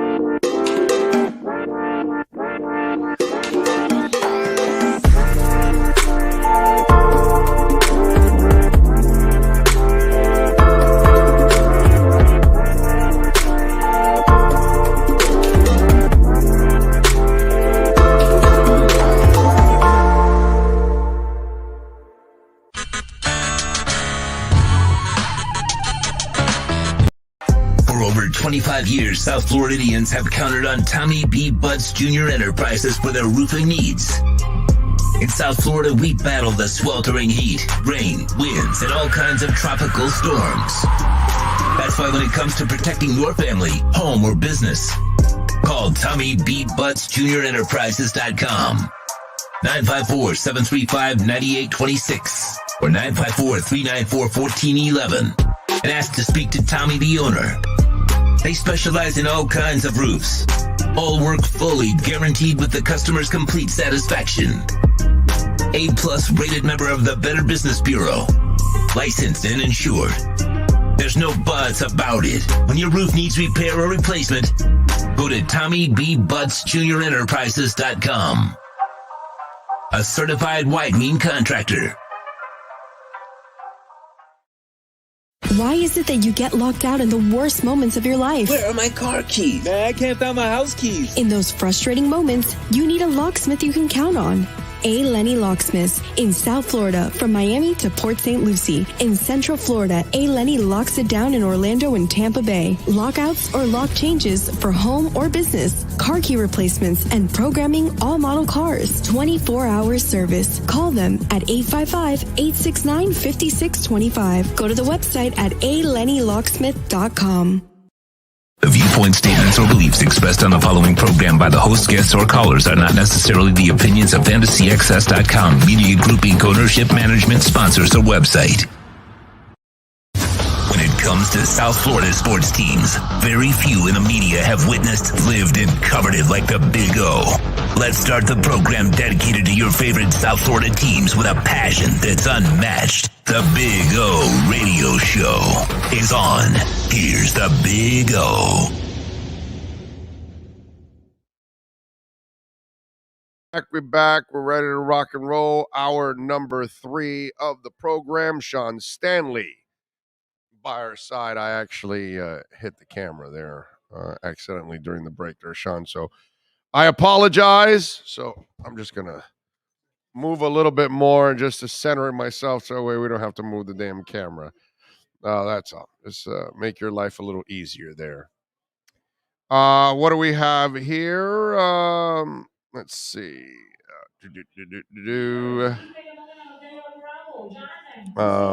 Let's see some. Yes. By the way, Joe Shad. Hopefully, will return to our show soon. I know he is.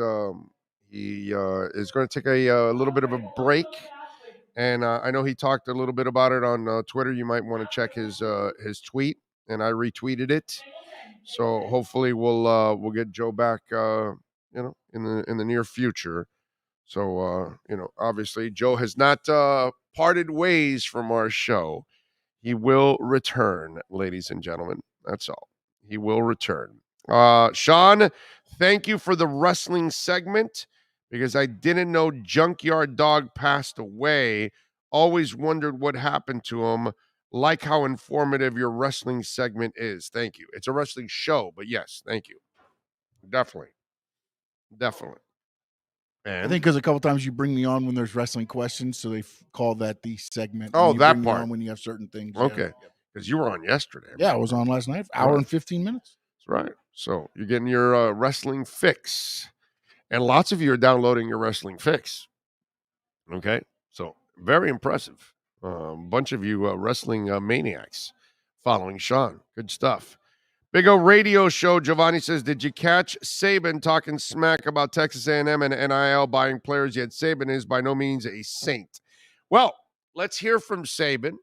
And Jimbo Fisher, by the way, had a press conference to address that. And we're going to try to find his comments also in that press conference. But first of all, let's go with Saban going after Texas A&M last night in a press conference. I think, let me tell you something. I think Nick Saban screwed up here in a major way, in all kinds of ways. I think he screwed up. When you're Alabama, you need to shut the hell up, dude. You have been abusing the system forever. Here's what I want you to think about. Okay? Here's what I really want you to sit down and think about with college football and the NILs and what's going on now, because we try on this show to make you think of things you didn't think about. So, Sean, people are complaining, right? They're complaining about John Ruiz, and they're complaining about NILs and this and that and everything. So let me ask you something. Why is Dabo Swinney and Nick Saban complaining? Can't their people do it? But for years, you were able to do it under the table. So I'm wondering now, back in the way things were normally, so all these SEC teams and everything, so they were willing to do it the dirty way, behind the scenes, a bag of cash shows up at your house, that kind of stuff.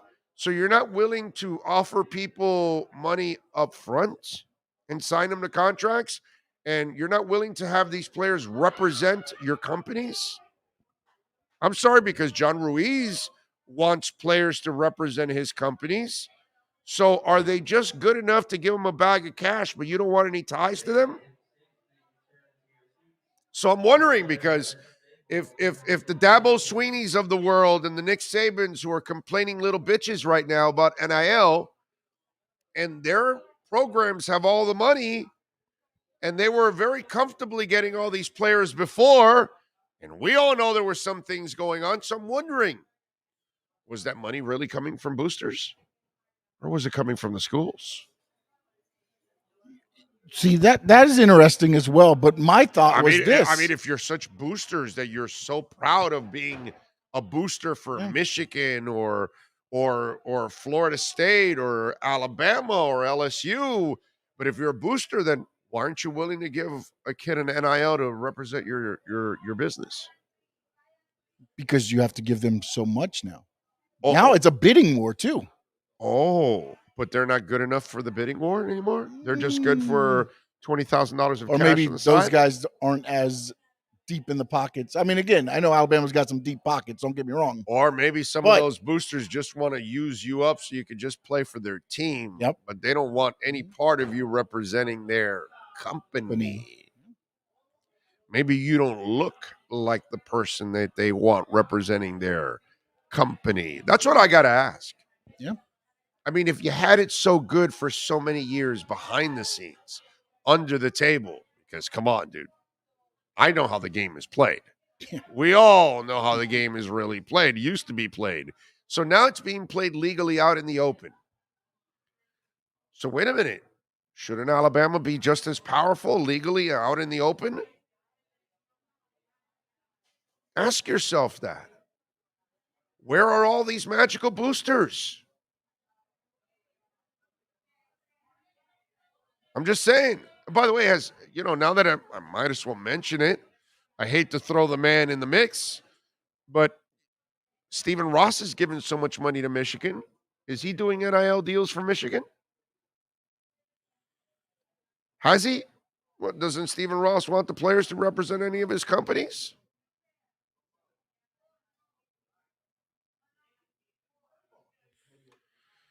Maybe pays them to lose. I'm just saying. I'm just wondering. I'm just throwing things out there. I'm just wondering if people are thinking about these things. That's all. You were so powerful doing it the traditional way. Why don't you want to do it now the open way?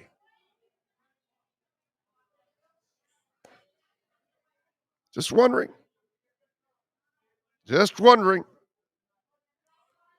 So let's hear Saban now go after Jimbo Fisher and Texas A&M. Go ahead, Sean. Play Nick Saban. And you've read about them. You know who they are. I mean, we were second in recruiting last year. A&M was first. A&M bought every player on their team, made a deal for name, image, and likeness. All right, we didn't buy one player. All right, but I don't know if we're going to be able to sustain that in the future because more and more people are doing it. Oh, they won't be able to sustain it. Alabama, they can pay their coach more money than anybody else. They can pay their staff more than anybody else. What?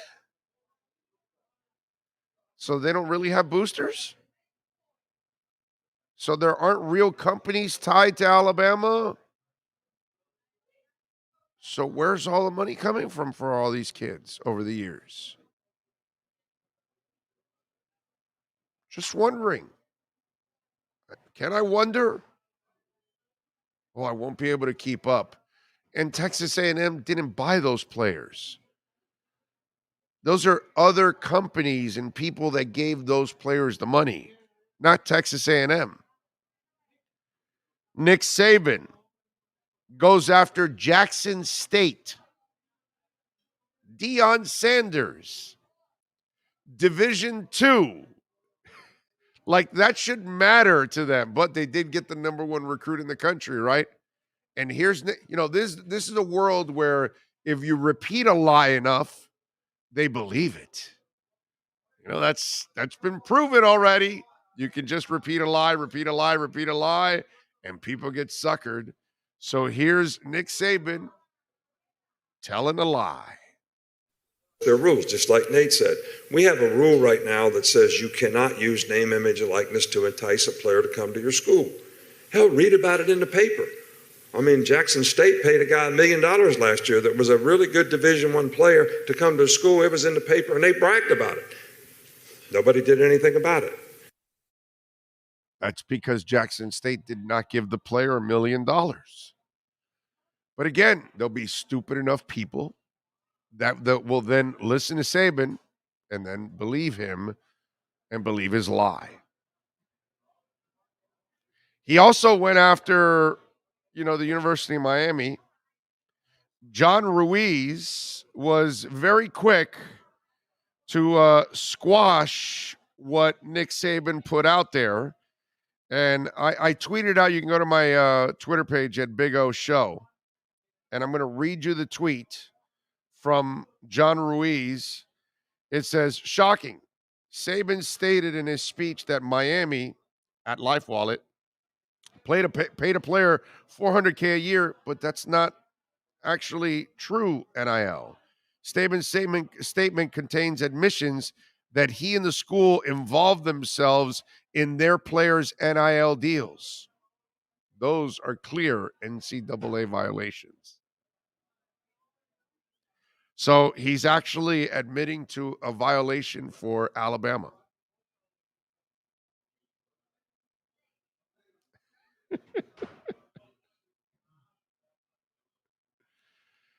Oh, yes. By the way, we do. Go ahead. What were you going to say? No, I was going to say Prime actually came back after Coach Saban too. Manny had retweeted. I don't know if you saw. I saw it, but the problem is Fantastic Voyage is playing. If you listen to it. This isn't the video. This is his tweet. Oh, he okay. Just tweeted this. He just tweeted. Well, no, not just, but like 12 hours, right? Right. Well, this is part of the because there's an audio to this. Oh, okay. I didn't see the audio. But they're playing Fantastic Voyage, and I said, "Damn, it ruined it. Now we can't play it because YouTube's gonna stick it to us." So that's why I didn't send it to you. It says, "You best believe I will address that lie Coach Saban told, and I was awakened by my son that sent me the article stating that we paid Travis Hunter $1 million to come here. We as people don't have to pay our people to play with our people."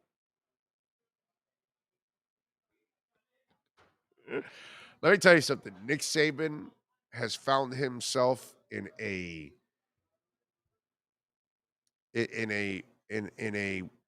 fire now that he's not going to enjoy, because now people are going to investigate him. And they've done a bunch of dirty shit like most of the SEC teams. I mean, give me a break, dude. What are we, stupid here? But I just want you to think about this. The richest schools that have been throwing around their richness for years behind the scenes are worried about throwing their richness around in public?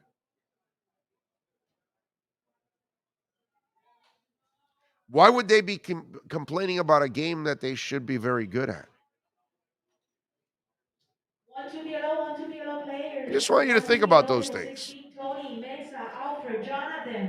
Maybe that bullshit that we kept feeding ourselves, that, Alabama must have some great people that support the program. Maybe they don't. Maybe they don't have those kind of boosters. Maybe they acted like they were those guys, but somebody else was giving them the money for them to do that. That, or as the other, what you stated, they don't want them representing companies. Just saying. Jimbo Fisher today in his What'd he say? All right. Oh, this is so good. I wish I could do it in Jimbo Fisher's accent. Well, you saw. Oh, I sent you a video. Well, no, that was. I think he was responding that night. This is from the conference today, right? That just concluded a little bit ago. He said, "Some people think they're God. Go dig into how God did his deal. Right? We built him up to be the czar of football. Go dig into his past or anybody that's ever coached with him. You can find out anything you want to find out, what he does and how he does it, and it's despicable." And then, of course, our good Nick Saban should not be talking shit about anybody, dude. He needs to shut the hell up, but I'm glad he didn't because there's hell coming for Nick Saban now. And then 2 separate tweets that came out of it. Jimbo Fisher ends an explosive press conference after 10 minutes, calling Nick Saban despicable, saying he ignored Saban's call. They're done. And saying Saban should have been slapped more as a child. Then the actual comment, Brett McMurphy said, Jimbo Fisher, I don't cheat. I don't lie. If you did, my old man slapped me across the face. Maybe someone should have slapped him. Right. Play the audio. Yep. Here's Jimbo Fisher reacting right after hearing about Saban running his mouth. Here you go. How about coaches are supposed to be doing the right thing? And I'll tell you what, I know how some of those guys recruit too. Go dig into that. I know the history, I know the tradition, I know things. Trust me, you don't want to go down that avenue. Saban has opened up Pandora's box, baby. And I can't wait to see now some. You just gave a whole bunch of people all the motivation in the dude. You're Nick Saban in Alabama. You have no room to complain about anything. You can't cry poor ever. But I'm still wondering why they can't share their riches in public. Still wondering that.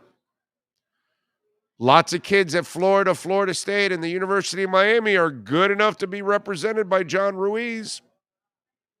Life Wallet says, yeah, Seminoles, Gators, Canes. Yeah, FAU too, right? And FIU. I think he has FIU and FAU players too. Life Wallet is spreading the love on different schools all across the state. And they feel those kids do a good job in representing their company. I'm just wondering, why aren't kids good enough to represent Alabama booster companies? I'm just saying, Shane says, Big O, you sound bitter because Saban took Alabama to bigger heights. How am I sounding bitter, my man? Shane, you just look like a butthurt Alabama fool. That's all. And by the way, Shane, just so you'll know, what the University of Miami accomplished in their history is 1,000 times more impressive than anything Alabama ever did. Private school, my brother, with a fraction of the students. No private school's done that. But that's all right, Shane. That's all right. You keep thinking that, my man. You go find how many private schools like the University of Miami have had that kind of success. Okay? But that's all right, bro. It's all good. Yeah, we're so jealous. Oh my God. Anybody that lives in South Florida is not jealous of anything in Tuscaloosa, my man. Nothing. Zero zilch. Big O, do you think that all the fan bases have the same level of trolls and ignorance as we do? Yeah, I'm sure they do. I mean, look at Shane. Shane's a dumbass. He doesn't really know. He doesn't even really understand. It's not impressive to win when you have all the resources. Try to win with almost no resources. That's impressive. But that's all right. You got dumb fans all over. There you go. You know, somebody had to get comments from Lane Kiffin, right? Oh, what did Lane Kiffin say? said? He said when what was going through his mind when Jimbo lit up Saban. This can't really be happening. Is this real life? I still haven't moved from my seat. This should have been on pay-per-view. Yeah. He knows some. He's got scale. He knows some of the scale. Of course, dude. So does Lane. So all the guys that have been with him, they have to know something already because they're tied to it. Like Saban is the last guy that should be going after people, bro. Alabama is not a school that can go after anybody and cry poor. They have all the riches. They are the best program in the country by miles. You can't cry poor if you're Alabama. You're not allowed.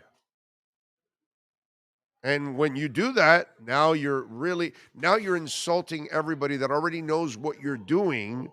Now they're gonna go after you. But hey, that's fine with me. If that's what Saban wants, that's what Saban's going to get. They're going to go. The Alabama reporters aren't going to do it because they're too scared. But now national and everything else, it's over. They're gonna go after Saban now. This is all brought on by himself. No one else. No one else. And then you're lying on top of all of that about everybody. That's the other thing. People like Shane can't figure that out. But, whatever. Shane is like, he's actually like rooting for Alabama and putting Saban on some pedestal like he's innocent, which we all know he's not. He's a great coach, great recruiter. We got all of that. We know he's a great teacher on football, but we also know he's not a good person. And obviously, Alabama does a lot of things that LSU and others do in the SEC. You cannot throw rocks when you live in an entirely glass house. There is no drywall. There's no concrete, nothing in Saban's house. It is pure glass. Don't throw rocks, bro. Boulders are going to land on your ass. Okay? What? What do we have now?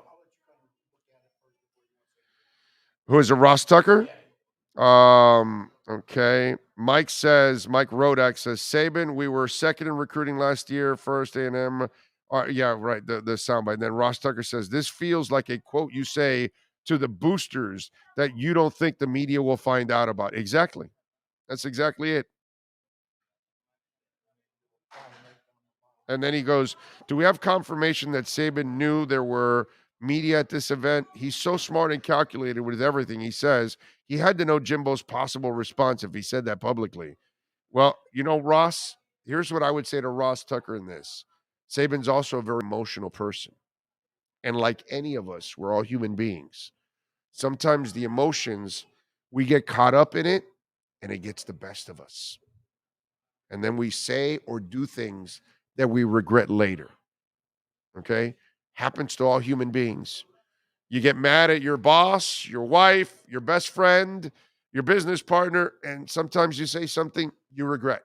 And you didn't mean it, but you were just pissed and enraged at that moment. Happens to all of us. And you never know if he's kind of feeling it slipping away right now. Because think about it. Think about how selfish and greedy you are that you have all the resources, you have the best program in the country, and if anybody starts to get an upper hand on you, you're already crying like a little bitch about it. That's the kind of stuff that nobody's going to respect. Again, when you're LSU and you're, Alabama and you're Texas A&M and you're those kind of programs in Georgia, you're not allowed to complain. You're not allowed to point fingers. You're not allowed to cry poor. Alabama's not allowed to say that others have money and they don't. Alabama's not allowed to say others have advantages that we don't, because you've had every advantage over everyone for over half a century. Those are the facts. It's how it's always been at that school. It's always been a power. When it was down, it was only because they had incompetent people there that couldn't figure it out, but the platform's there. It's like here at the University of Miami. You now have resources, and you already have the recruiting. So if you can't win here, then you're not a very good coach. Now, do you have the resources that others do? No. Now they're starting to give it to you. Yes, sir. Some news on game 2 of the Heat game tonight. Derek White is out for personal reasons. Looks like maybe he's heading back to Boston for the birth of his child. Oh, okay. All right. So I was going to say, have you watched them the last couple of games from the last series of this one? They're not missing him. No. But more depth now as well. Yeah. Not that they have deep depth anyways. Yeah. No, I mean, they've got a couple guys on the bench, but yeah. Miami's deeper. There's no doubt Miami's deeper. Saban is an egotistical prima donna, but if I had a kid, I'd send them to play for him. Same thing with Bobby Knight at Indiana. Yeah, makes sense. Yeah, I don't have a problem. I know what Saban is as a coach. It's just, dude, don't be a dick. You got nothing to complain about. Don't point fingers. You're not the guy to do that. Shut up. But hey, you did it, and all hell's breaking loose, as Kiss would say. Hey, have you heard the news? Dougie Fresh says, can't wait to see Saban hiding in the back of his crimson-colored Bronco. Roll Tide. Saban is acting like a spoiled rich kid who's not getting what he wants. Exactly. And you just can't do that in certain schools. Ohio State can't cry poor. You understand? Just like Alabama. They cannot do that. They can't say, woe is me, Jackson State got the number 1 recruit in the country. You know what it is that you're Alabama and you get like 8 or 10 of the top recruits in the country every year. And you're going to be bitching and complaining because Jackson State got 1 kid? You're intimidated by Jackson State getting 1 kid. You know how petty that makes Saban sound? You know how ridiculous that makes him sound? If you're Ryan Day in Ohio State, shut up. And by the way, to Ryan Day's credit, he's not complaining, right? Ohio State, I haven't seen them point. And let me tell you something. I can't stand Ohio State. I can't stand Ohio State. I'd rather see Ohio State suffer than Alabama every day of the year and 87 times on Sundays and Saturdays. But Ryan Day's smart enough not to point fingers. Why? You have every resource possible, dude. And this NIL deal, if you really have great boosters and all that, you should use it to your advantage also. You're going to worry about Jackson State. Jackson State. Seriously. That's such a bad look. That's why Saban deserves everything he gets from this. Because it's insulting to act like that to other coaches that know exactly what you're doing. I have everything and I need to have more, and screw the rest of you. That's Nick Saban. A little known fact is that Lance Armstrong started the investigation on his wins. He started claiming Europeans were cheating, and then everyone struck back. Don't throw rocks in a glass house. Exactly. You are right. That's exactly how it got unearthed. That's right. And then it came out that he tried to get people fired and all that kind of stuff. And so the stories piled on, and he became a more, people were more disgusted than anything, instead of calling him a hero. And let me tell you, Lance did a lot of good things with the Live Strong thing in producing a lot of money for cancer research. So he did some good while being an arrogant and just disgusting human being. And I use the words human being and Lance Armstrong loosely, okay? Because that guy's as big a dirtbag as it gets. But if you're Nick Saban, just like Lance Armstrong, dude, everybody knows how you do your business. Shut up. You're stupid enough to complain about it now. Well, guess what? They're coming after you. They're coming after you.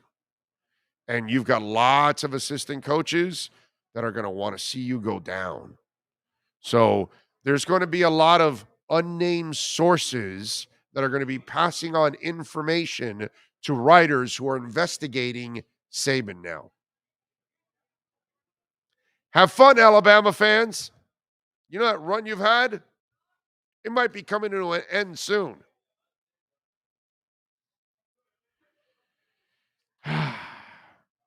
All right, we're ready? We are ready for Marcel Louis-Jacques from ESPN. Let's get into a little Miami Dolphins, a little NFL with Marcel Louis-Jacques and our Edge Energy Drink Miami Dolphins report. Time to get the edge on the Miami Dolphins with our Edge Energy Drink Miami Dolphins report. When you want the energy drink that's delicious and smooth with zero aftertaste, you can only order Edge Energy Drink at myedgedrink.com. That's myedgedrink.com. Here's the ESPN Dolphin insider Marcel Louis-Jacques. There he is. How you doing, my brother? Doing wonderful, you know. As always, another beautiful day in Miami. Can't complain. Enjoying this Jimbo v. Saban. You follow college football? Of course. Before I ask you? Of course. You're Ohio State. You're LSU. You're Alabama. Shut up. Oh, yeah. Shut the hell up. Okay? You have every resource in the world. And here's the question I have. Let me ask you something. You've been able to work under the table forever, and you're willing to drop off $100,000 in a bag in the middle of the night to some kid's house. So why aren't you willing to give them $50,000 or $100,000 up front and represent your business? I don't understand. Like Ruiz is doing. He's giving it to FIU players, FAU players, Florida State players, Florida players, UM players, obviously, in all kinds of sports, and they're representing his company. You would figure schools like Alabama, Dabo Swinney, who's also a little complaining bitch, they would be loving this system because now they can use their people publicly to go after and help them out. Why is it that they're struggling behind the scenes? For the sake of sportsmanship and amateurism and doing things the right way. Shut up. Shut up. Like, it is willful. You're being willfully obtuse if you're a college football coach and you think none of your players have ever been paid under the table by a booster in any capacity. It's unbelievable. It's unbelievable. Saban's little old man versus a cloud argument about the NIL deals. Your quarterback made $1 million before he hit the field. What are you talking about? What are you talking about? You know what's embarrassing, dude? You know what's embarrassing? I'll turn to one of them. You go after Jackson State. Like, they get one guy. I'm sorry, you didn't get a kid that wasn't even committed to you in the first place, Nick. Are you sad about that? He gets 10 of those guys every year. You're worried about Dion getting one guy. One guy. $1 million. Like, it is absurd. Like, the hypocritical, like the hypocriticism of every one of these college coaches, Dabo included, and I like Dabo. I like Dabo. I know Dabo. I met him. I obviously used to cover him. Met his wife several times. Like, I like Dabo. But the argument about college sports being, losing its amateur status or becoming basically professional sports, it is. I'm sorry. The guys that are profiting off of their name, image, and likeness are the guys who have a future in the NFL anyways. The whole reason that they're in college is to prepare them for the NFL anyways. Who cares? Yep. Who cares? It does not matter. Let these kids make some money. You make $9 million a year.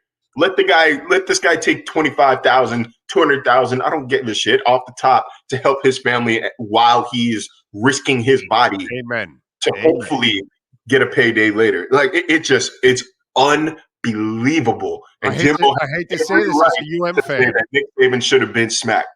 I hate to say this as a UM fan. Right now. I give Ohio State credit because I don't hear Ryan Day complaining about it, and they're playing the NIL game like everybody else. But they're not pointing fingers or anything like that. This is going to be interesting because there's going to be a lot of ex-Alabama coaches that are going to be unnamed sources, and there's going to be reporters now. All of a sudden, they're going to start getting all kinds of information from unnamed sources, and that's going to open up Pandora's box and investigations left and right. So Nick Saban somebody brought this point up, which was excellent. Dougie Fresh just brought it up on the chat board. That's how Lance Armstrong ended up getting, the foot in the air. He wanted others investigated, and then they said, well, wait a minute, dude, you're the biggest cheater in the world. We're going after you now. And I promise you. And first of all, shout out Dougie Fresh. Yes, hypocrisy is the word. I know I get paid to do this, but every now and then, I get so riled up that I forget. I lose my vocabulary a bit. Appreciate you. But yeah, it is incredible that sometimes people don't realize that sometimes you can just say nothing.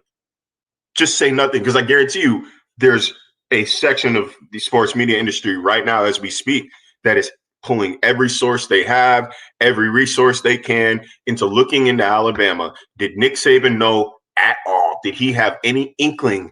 Can you put him in the same room as XYZ? Like, now he is about to get audited. His entire history at Alabama is about to get audited because you had to talk shit about a team you're going to beat by 30 come the fall anyways. So, it just, like I said, it's unbelievable. It's unbelievable that Saban would go on such a rant like this or even have the gall to mention Jimbo Fisher or Texas A&M.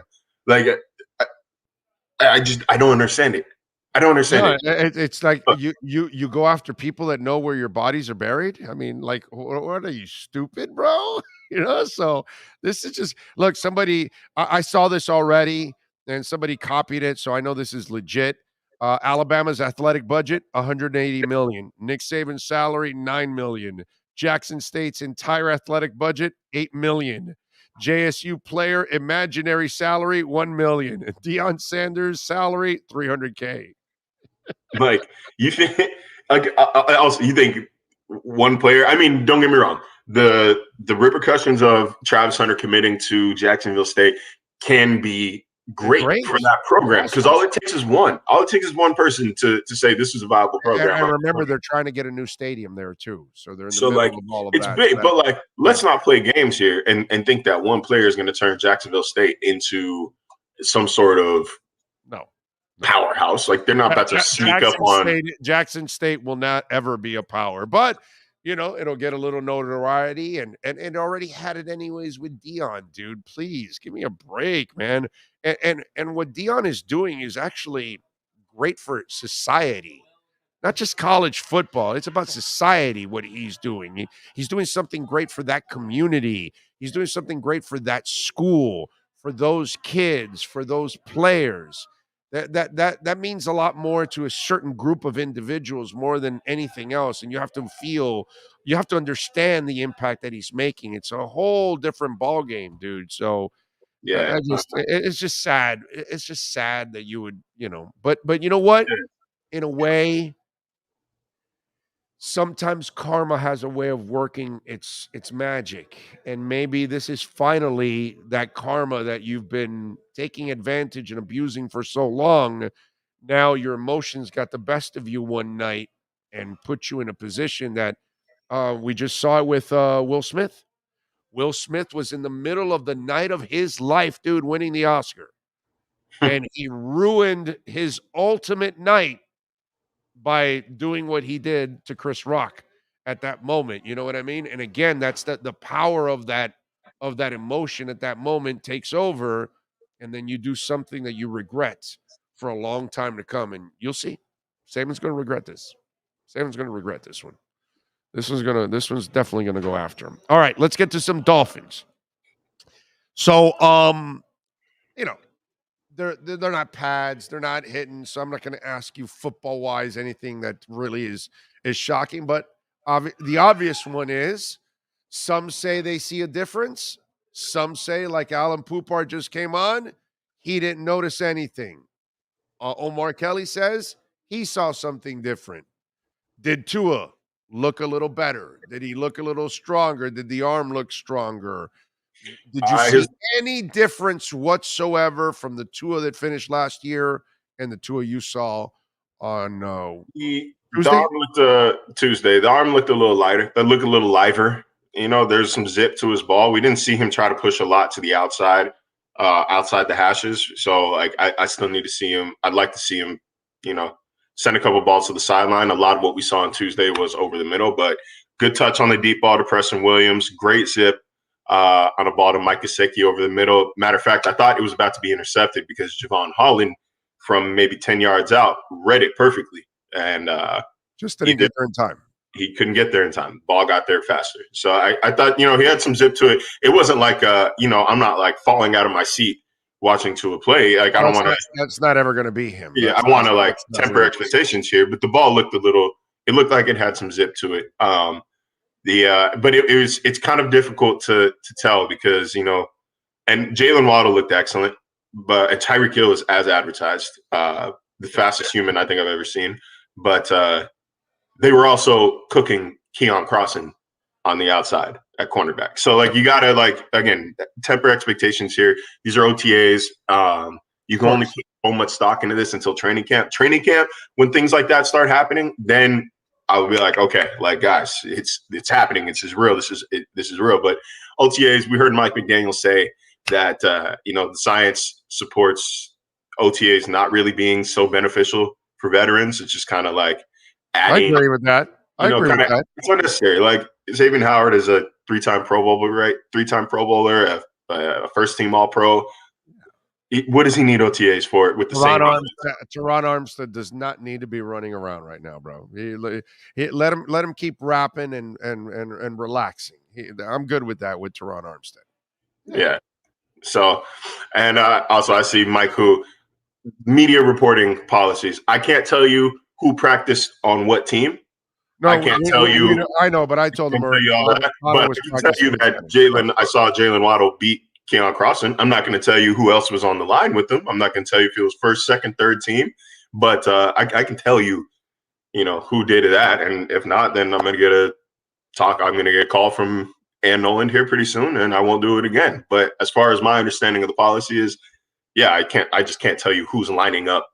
You know, guys are mixing in first, second, third team. Like, I can't be specific, but I'm not going to tell you. There's not real hitting going on anyway, so there's really nothing to really talk about anyway. You know what I'm saying? Yeah, it's not like it's not. There's nothing. I don't think I've said anything that, like, I don't think I've said anything that nobody else has written already about Tuesday's practice. So, but yeah, there's some major vets that weren't there.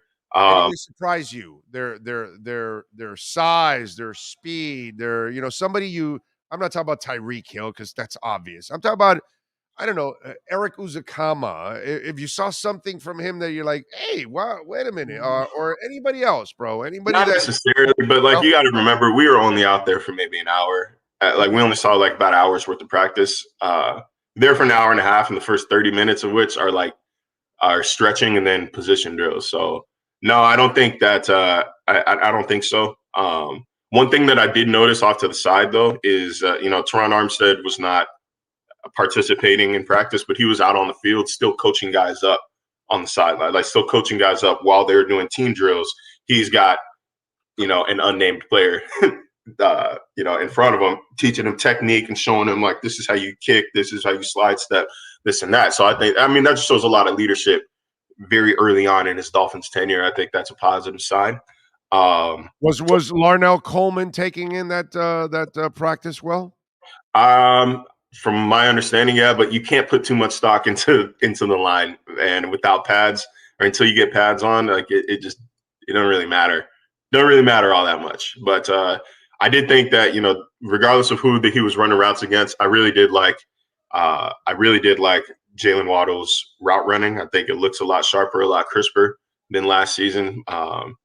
But maybe more aerodynamic since he cut the dreads off. There you go. I was going to ask that. Is he a little more aerodynamic there? it's going to be it is going to be it's going to be a fun offense to watch, I think. But again, we've only seen one practice. Unfortunately, I'm not going to be at the next one. We've got a Rider Summit up in Bristol, Connecticut. Ooh, so fun. That I'll be at. So I'll try to monitor from afar. You know what I'm saying? But it's you can't wait to go to Bristol, huh? I cannot wait to go to Bristol. No. Hey, look, man, I got American Gold status. Go to the Bristol Hotel, room 515. That's the one you got to go to. I got American Airlines Gold status after the Tennessee trip. No, after the Combine. And I haven't been anywhere since. I've been waiting to use this. So I might bring clubs with me, man. Like I get a free bag now, get free upgrade. Who's going to Hartford, Connecticut Airport? Who's going to Bradley International? Man, I might be able to slide in first class on the way there from Miami, nonstop. Is there a must-go restaurant for you when you go to Bristol? No. Okay. I don't personally have one, but I've only been twice. I've only been twice. Oh, good for you. You haven't had to go there that much. That's the thing is, so I went for my interview, right, in 2019, and then I went for like our orientation training later that July, and then COVID hit. So we didn't have our summit. We usually do like the summit, and then we do that mock draft from the headquarters, and we're all on the stage and blah, blah, blah. And but we didn't do it in 2020, and then we didn't do it again in 2021. So I haven't actually been in about 3 years, which is insane to think about. But I actually hadn't even comprehended that until this moment where, wow, I've really been with this company for this is my 4th season. That's a dream come true. But I haven't been in a while, man. I think we actually just opened campus back up for employees not that long ago. So we're still, it's exciting that we're able to do this. I still got coworkers that I haven't met before. So I'm happy to finally put faces to names and get off the internet and when talking to these people and, really connect, hopefully come back a better reporter, some fresh ideas and fresh coverage plans and all of that. Okay. All right. Good stuff there. Marcel Louis-Jacques joining us in our Edge Energy drink. Remember, Edge Energy drink, delicious, smooth, zero aftertaste, only 78 calories, and you can order it at myedgedrink.com. Great elixir, too, with a little vodka, little rum. You're going to enjoy it, too. Also, Edge Energy drink, myedgedrink.com. Use my code Big O to get 10% off of your shipment. All right. So there you go. myedgedrink.com. Give me something at the ESPN complex that you would never think they have this, and they have this. What would it be? Intramural sports. Full gym, but full basketball court and everything, leagues and all of that. Softball across the street, I believe. See, what else do you think would y'all never think we have? So there's a hallway. Okay, I got one. There's a hallway coming from, I forget what the building is called, but the bridge, it's going to where the cafeteria is, and the cafeteria is legendary. Like, I'll try to take a picture of it when I'm there. Okay. But the hallway, there's a touch screen before you enter it, and you can pick your school. And so, like Arizona State when I was there. And it'll play your fight song as you walk through the hallway. And I think it's the coolest thing in the world. That's super cool, dude. That is super freaking cool. That you get to play your alma mater's fight song and walk through the hall. This might be my creative brain wishing or visualizing.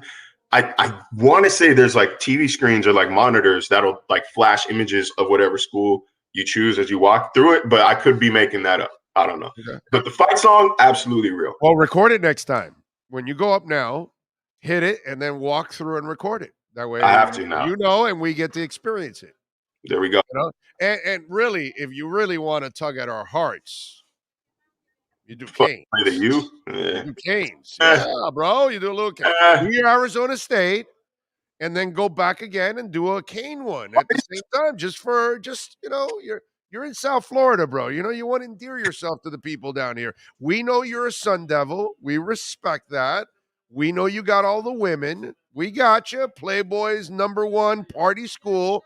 We got you. We got you.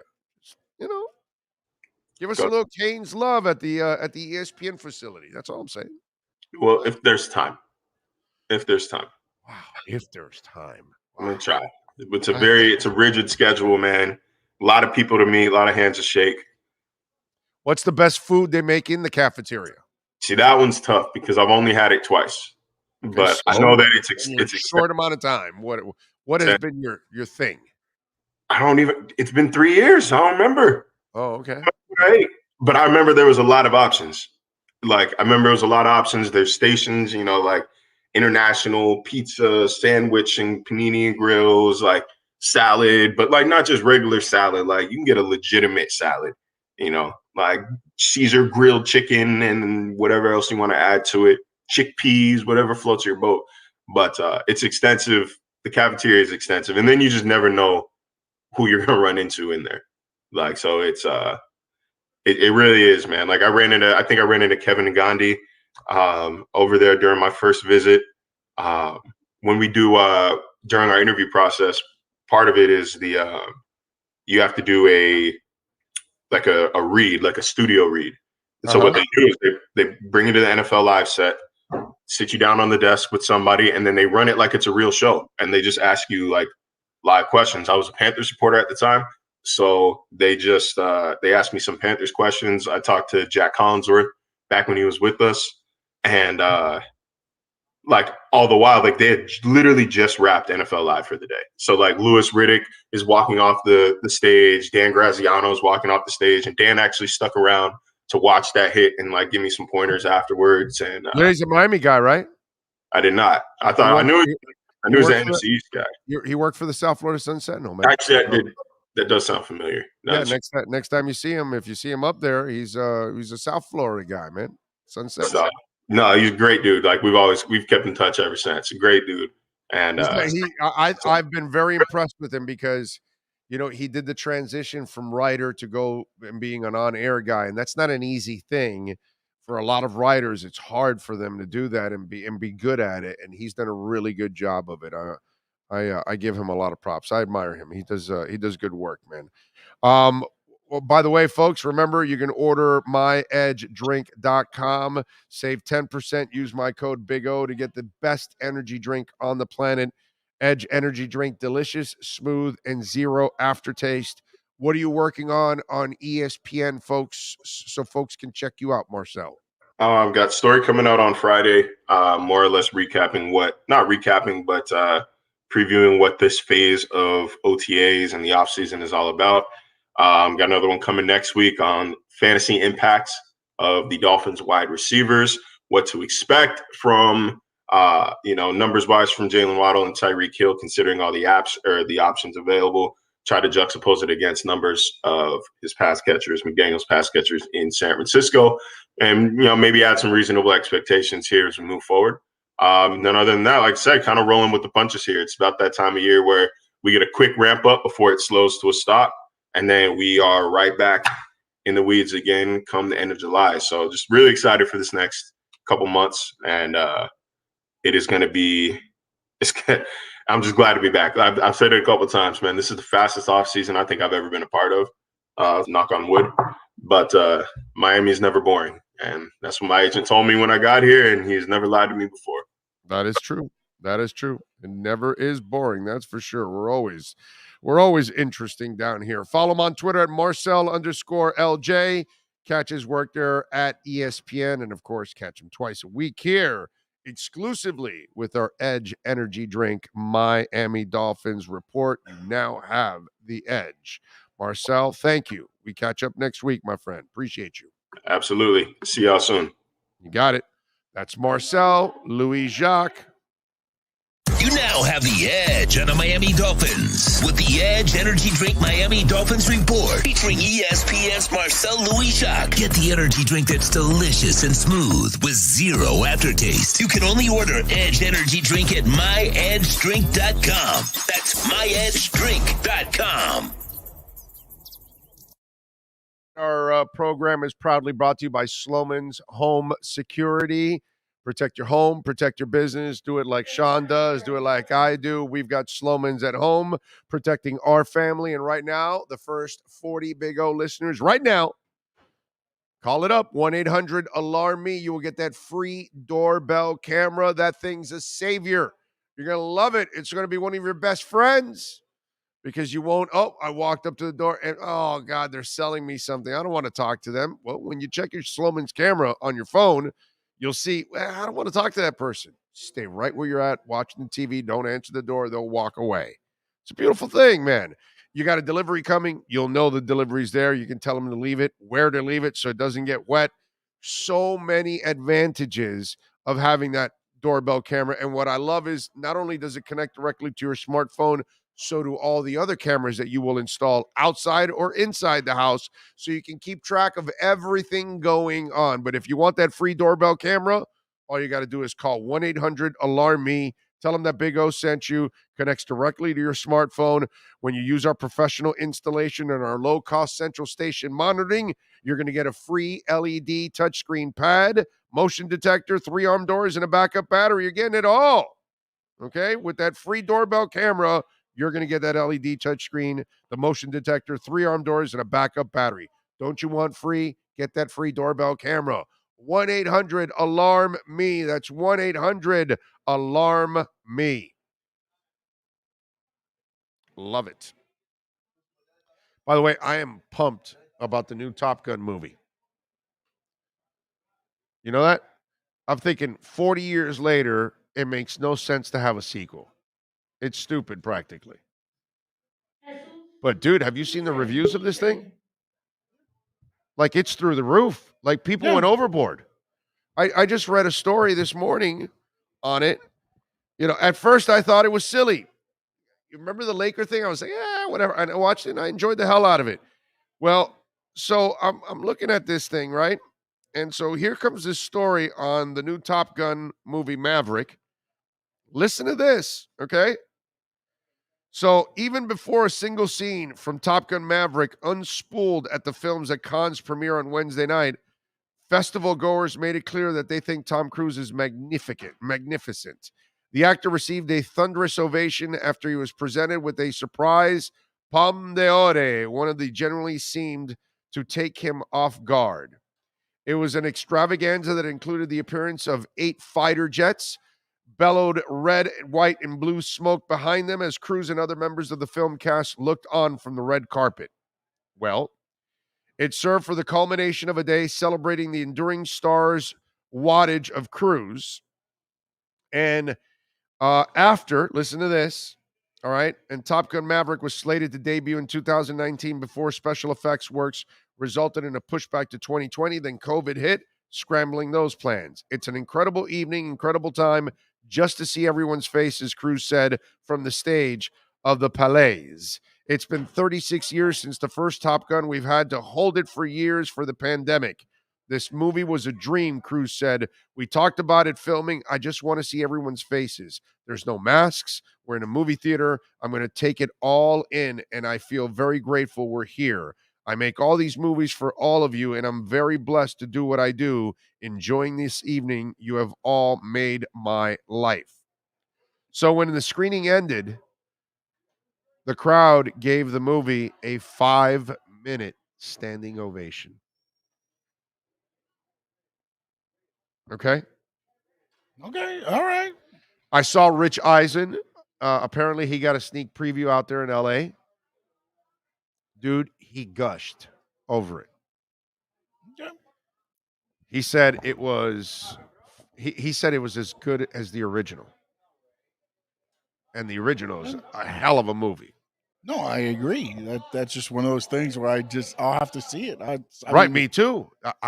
I'm more pumped about it now than ever because everybody's giving this thing crazy ass reviews.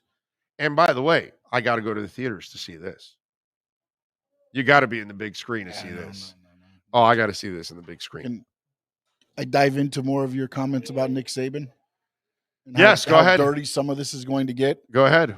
This is from 24/7 Sports. Yes. Ex-Florida State star Travis Johnson responds to Nick Saban's A&M bought every player on their team comment by alleging that Alabama offered the former 5-star recruit 6 figures, wait for it, in the class of 2000.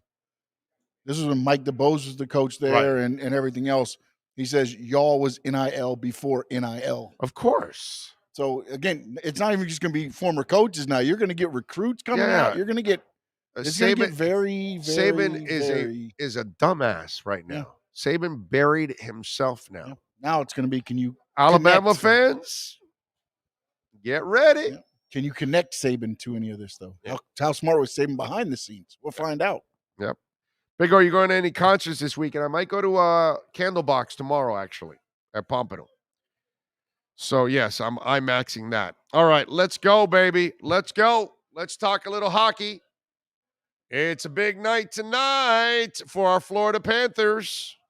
Jose Lucas, thank you for the love on the Super Chat. He says, the media is so hurt right now that they have to talk about the Heat. They want Boston to win tonight. Sorry, but Butler is sending them to Cancun. Thank you, Jose. Appreciate you. What I want is for the Panthers to send the Lightning to Cancun. First of all, they got to start with winning game 2. Real quick, Ira Winterman just tweeted out another twist per Celtics moments ago. Al Horford now questionable. Okay. Yeah, they're going to play him with COVID so he can pollute our guys. That's what he's going to do. All right, let's talk a little Okie. And it's time for the lockdown segment. The ALennyLocksmith.com lockdown segment with David Dwork right now. Time for the lockdown segment with Florida Panthers insider David Dwork. This lockdown is brought to you by A. Lenny Locksmith Services. Count on them 24 hours a day. Go to the website at ALennyLocksmith.com. Here's WPLG Local 10 insider David Dwork. Somebody's saying Rockville and Daytona. I know, but I'm not there this year. Maybe next year, Sean and I will be there covering it and enjoying. All right, let's talk a little hockey. Let's talk a little legacy. Where the hell is Huberdeau and Barkov, bro? When are they going to wake up? They didn't wake up in the first series. They haven't woken up in this series. What the hell is going on? Stars need to be stars, David. What's going on? Do they know that? Do they realize that? I think they're finding that it's a little tougher to do what they do in the playoffs than it was during the regular season. I wouldn't say that they haven't shown up. They're not showing up on the score sheet as much as they did. But, I mean, you know, Barkov was great at the end of the Washington series. He led, I believe he led all Panthers in shots on goal last game. Huberdeau had the great setup of Duclair in the first goal. You're seeing it. What? Not enough, bro. Not enough. You got to be Jimmy Butler, bro. You got to be a son of a bitch. Here's the question I have for you. Huberdeau, Barkov. Are they more Bam Adebayo or are they more Jimmy Butler? Because they seem to me to be Bam Adebayo, and I don't think they have any Jimmy Butler in them. I don't think they can be sons of bitches. I don't think they can be Sidney Crosby and cut your heart out. I don't think they can do what Lemieux used to do. I don't think Wayne Gretzky was beautiful with his golden locks, and then he would cut your heart out. Dwayne Wade would look at you with that baby face smile, and then he'd cut your heart out. Is Huberdeau or Barkov more Bam than they are Jimmy? Well, you remember Huberdeau last year in the playoff series had 10 points in the 6 games, so it's not like they haven't shown it in the past. But I mean, that's a pretty harsh candle to hold guys to when you're talking about Wayne Gretzky, Sidney Crosby, Mario Lemieux, Dwayne Wade. I mean, you're talking about best of the best. Jimmy Butler. I want you to be Jimmy Butler, bro. Be Jimmy Butler, please. No, that's what we need to see. Like we saw it in game 1 from Nikita Kucherov. You know, he just kind of coasted around for half the game, but when the shit hit the fan and when they needed him to show up, he was out there and he was making plays, and they ended up being game-winning plays. So, no, I'm not saying that they don't need to do more than they are. I'm not saying they're not capable of it. We just need to see it. Oh, I know they're capable of it. I know the good Lord gifted them with that talent, but I mean, dude, if you think you're going to win a Stanley Cup, and your 2 best players aren't going to be the best, and you're not going to score in the power play, I don't know what the hell we're waiting for. You know what I'm saying? And I'm not panicking after the first loss here, but I am pissed that they didn't learn anything from the last one and that now you're already in another hole and you still can't score in the power play, and your two best players are not playing like they're supposed to play. And to me, you already got past the first round without the power play and without your two best players being their best. You just can't keep rolling the dice this way. It's going to come up snake eyes. That's basically it. Like, you need to see the results. Like, when, I wouldn't say that Barkov and Huberdeau aren't playing the way they usually play, but the results aren't there. And at the end of the day, that's what has to happen. You saw, like, in game one, you saw pieces of it. Like I said before, like Huberdeau and his line, with Bennett and Duclair, they were great in the first period. They scored the first goal. They were creating chances. They were controlling puck possession. And then as the game went on, it happened less and less. With Barkov, like, you don't notice him as much as you are accustomed to seeing him in the regular season. And look, it's the playoffs, and I get all that.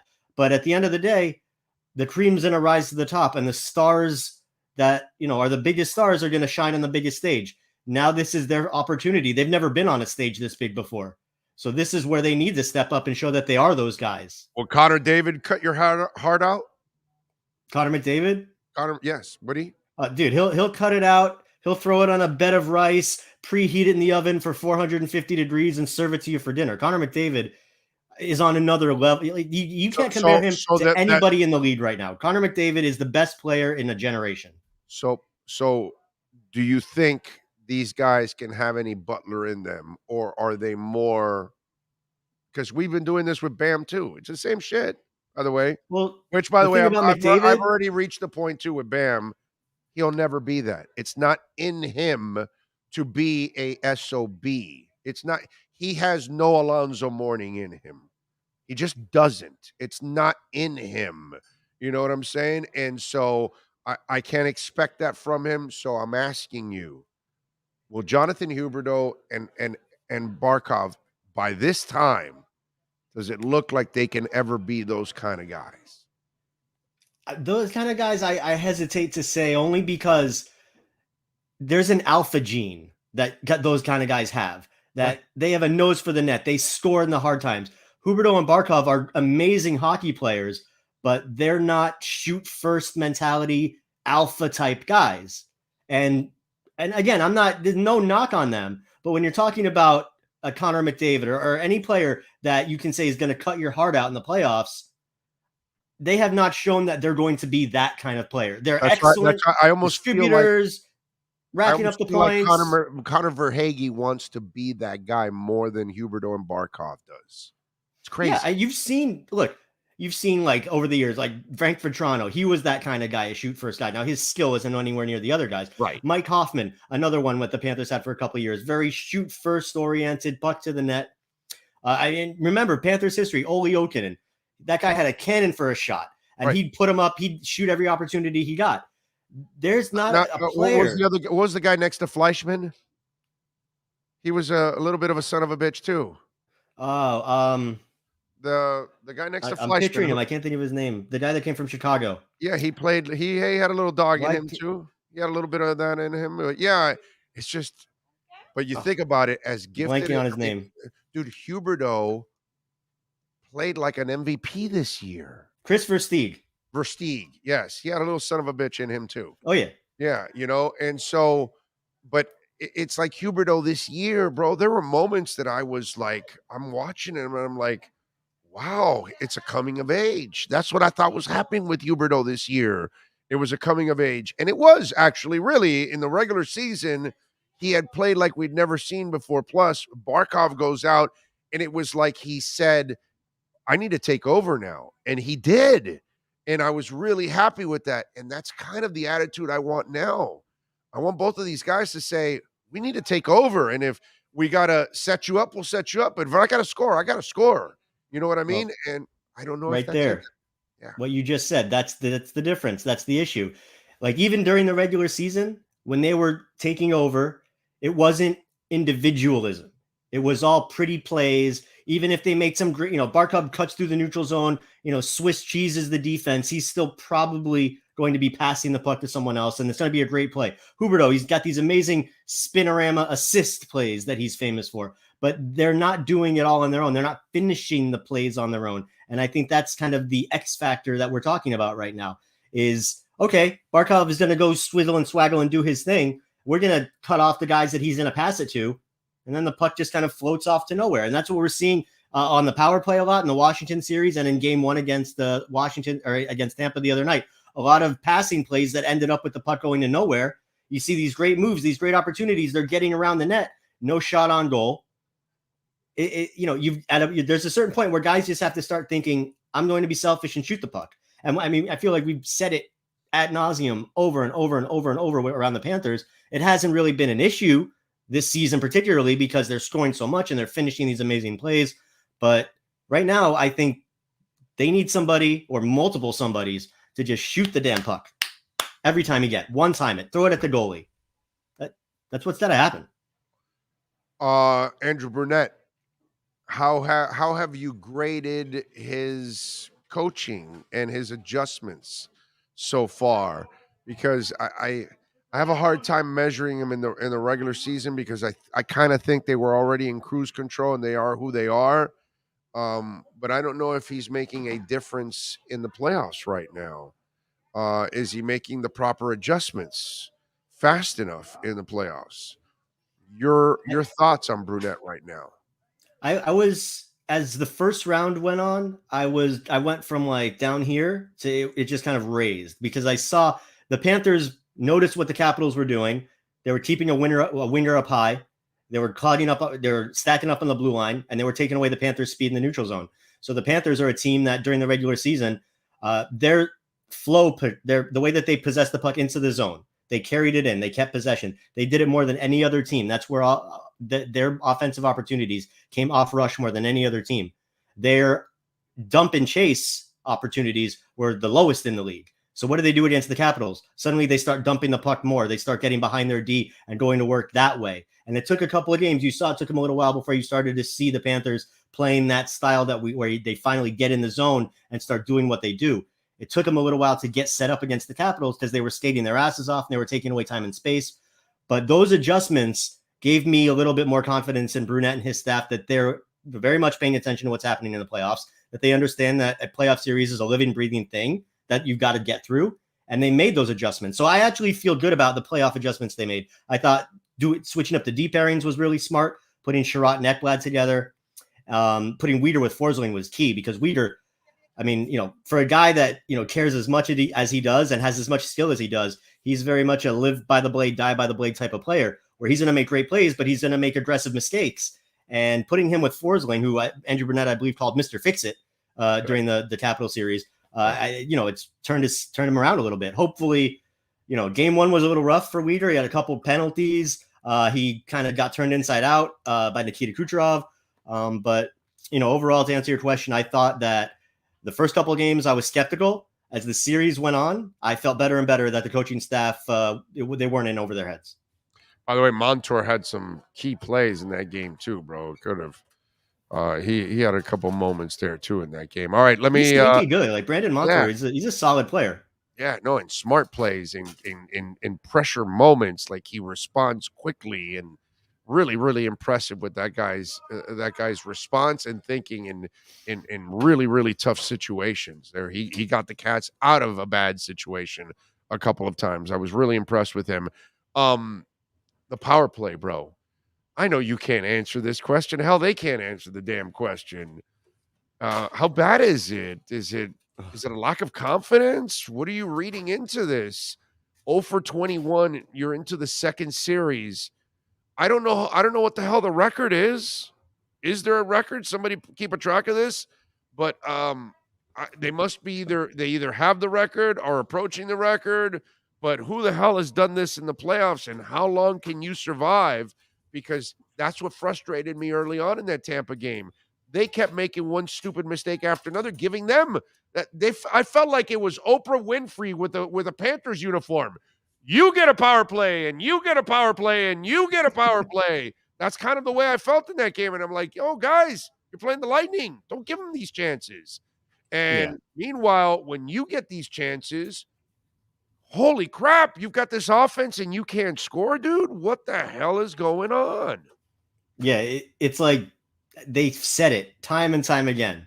Got to stay out of the box. Got to keep control of our sticks. We got to take away the undisciplined penalties. And then they go out and that happens. High stick. 6 power plays for Tampa. 50% they convert on 3 of 6. Florida gets 3 power plays, does nothing.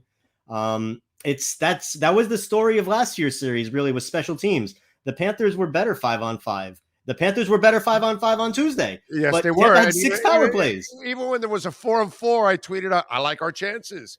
If it's all even, I like our chances. But guys, let's stop with the stupidity already, bro. Come on. It's getting to the point where, like, if the Panthers see that the ref has his arm up about to call a penalty on Tampa, they should send like 4 guys over the boards and just get a too many men on the ice penalty and just go 4-on-4 instead of taking the power play. Because they, again, even strength, they look good. And 4-on-4 with the extra ice, I think it's even more to their advantage. So let's, this would be a completely new strategy, but I'm the way the power play has gone. You know what?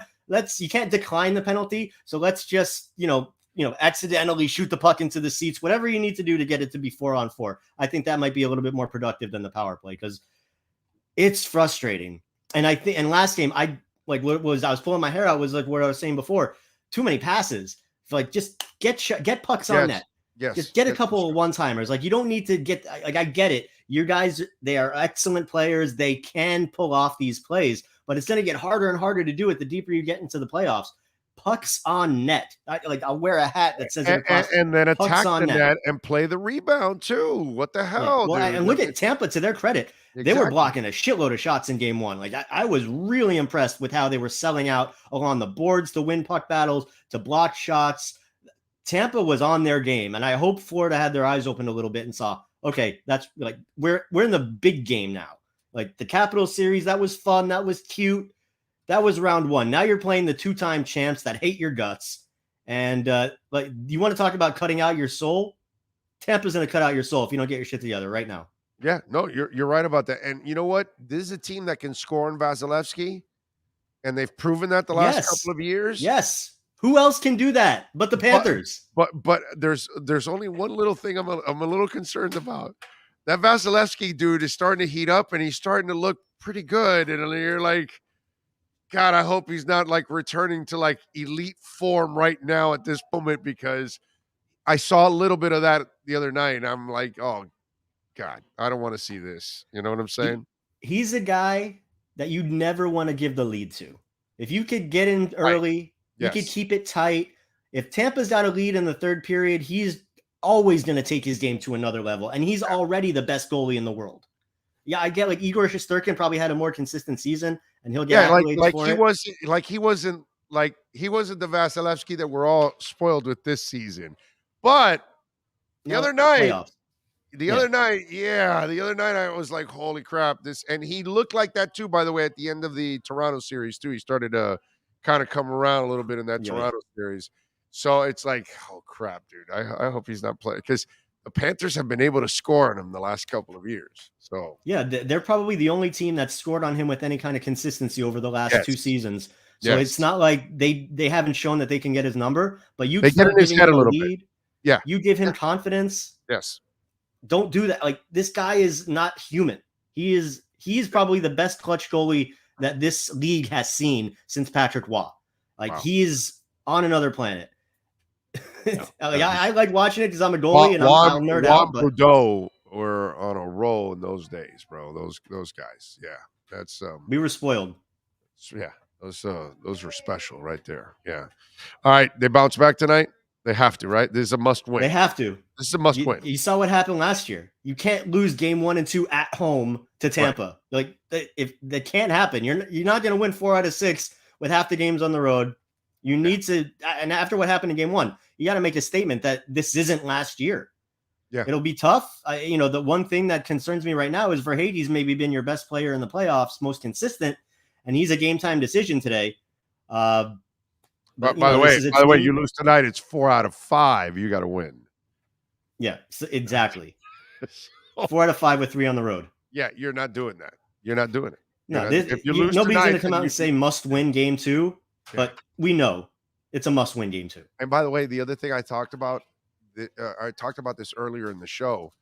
This is so meaningful in so many different ways. One, you have to justify the season you just had. Going out in the second round would not do that.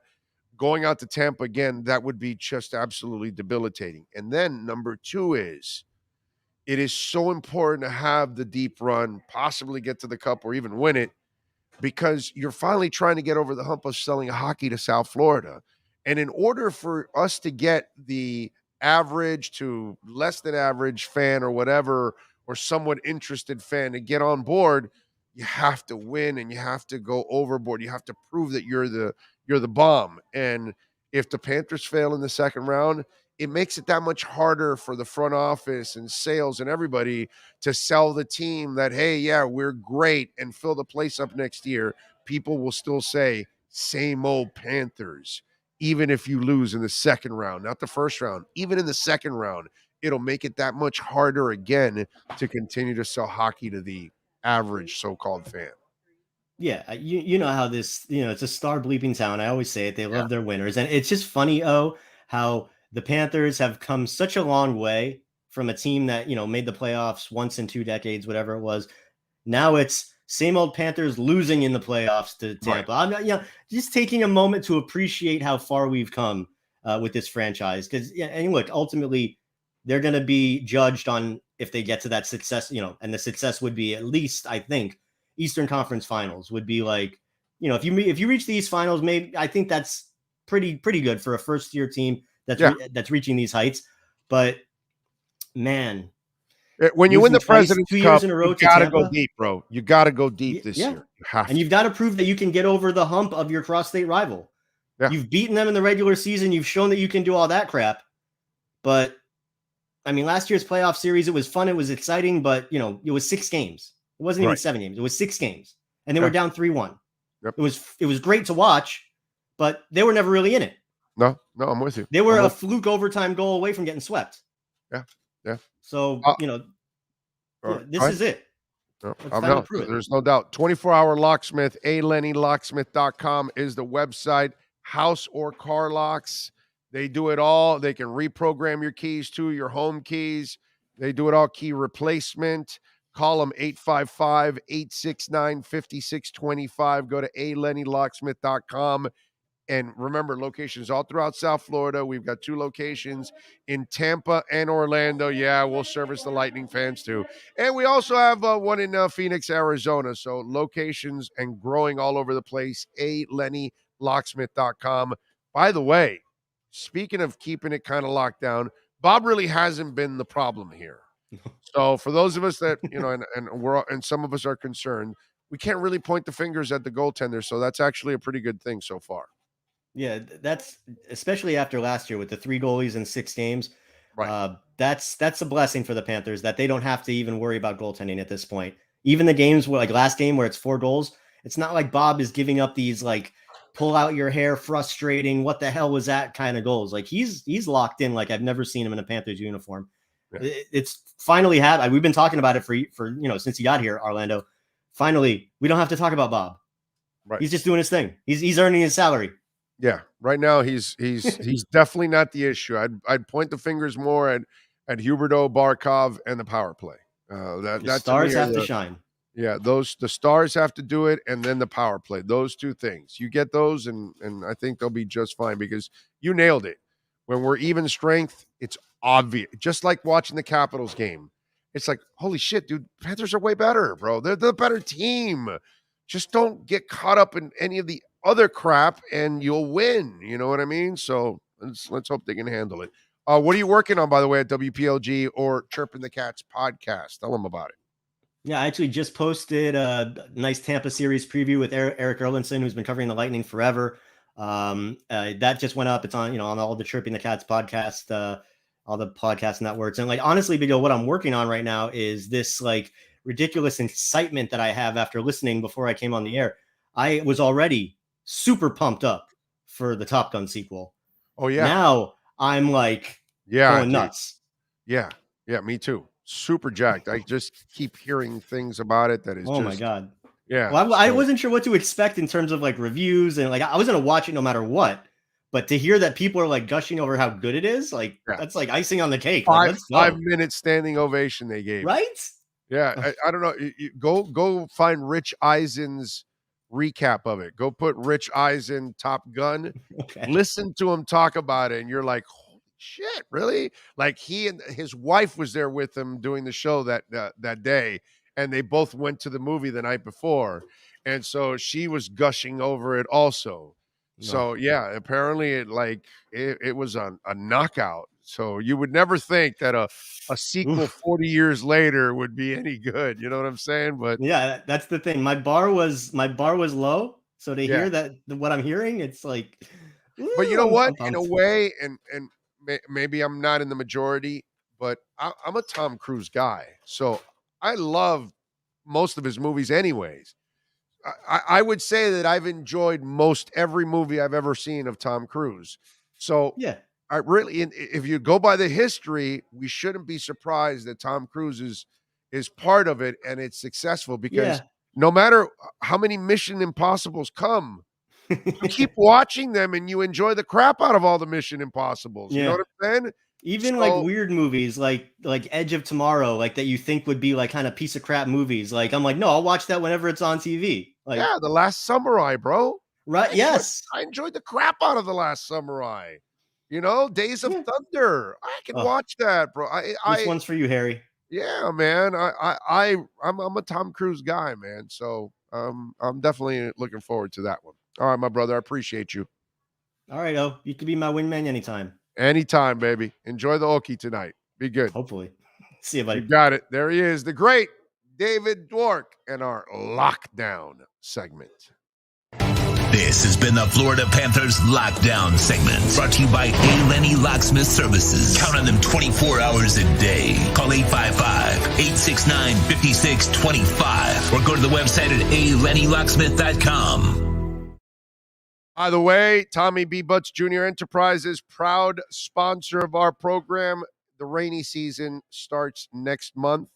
Probably going to start about now, but I'm just telling you, if you need your roof repaired, replaced, you need it inspected, but if you want to replace your roof, okay, home or business, call Tommy B. Butts Jr. Enterprises.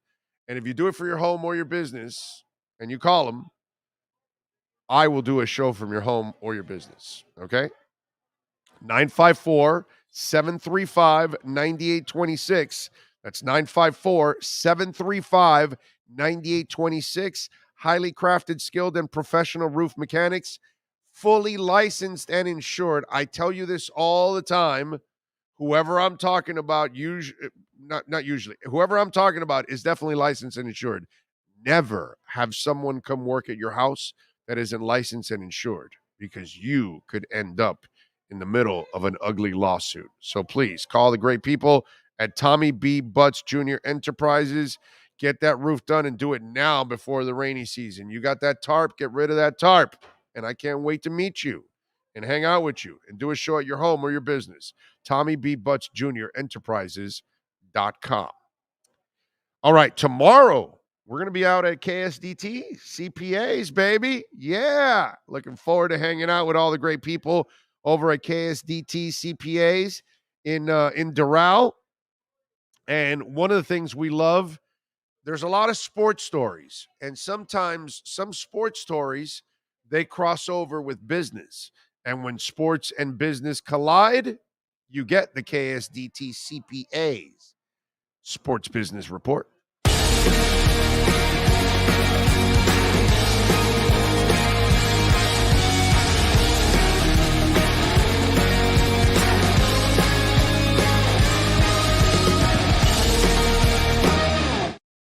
All right, Sean, you're a martial arts guy. You love combat sports. You love wrestling. You love all kinds of stuff like that, boxing, all kinds. Well, so does Alex Rodriguez. The former MLB star is now partial owner of the Professional Fighters League. Do you know about this? That's right. And he contributed a $30 million funding round, the company said Thursday. Rodriguez joined media investment firm Waverly Capital in the raise and will have a seat on the PFL's board of directors. This marks the second recent pro sports investment for Rodriguez. He became a co-owner of the T-Wolves in April of 2021, joining former Walmart e-commerce executive Mark Lowry to buy the franchise for $1.5 billion.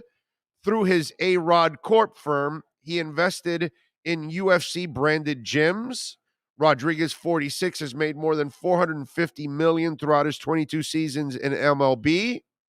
PFL is now valued at $500 million, according to a person with knowledge of the deal. That's up from a reported $400 million in 2021. Person declined to be named for PFL's valuation is in public.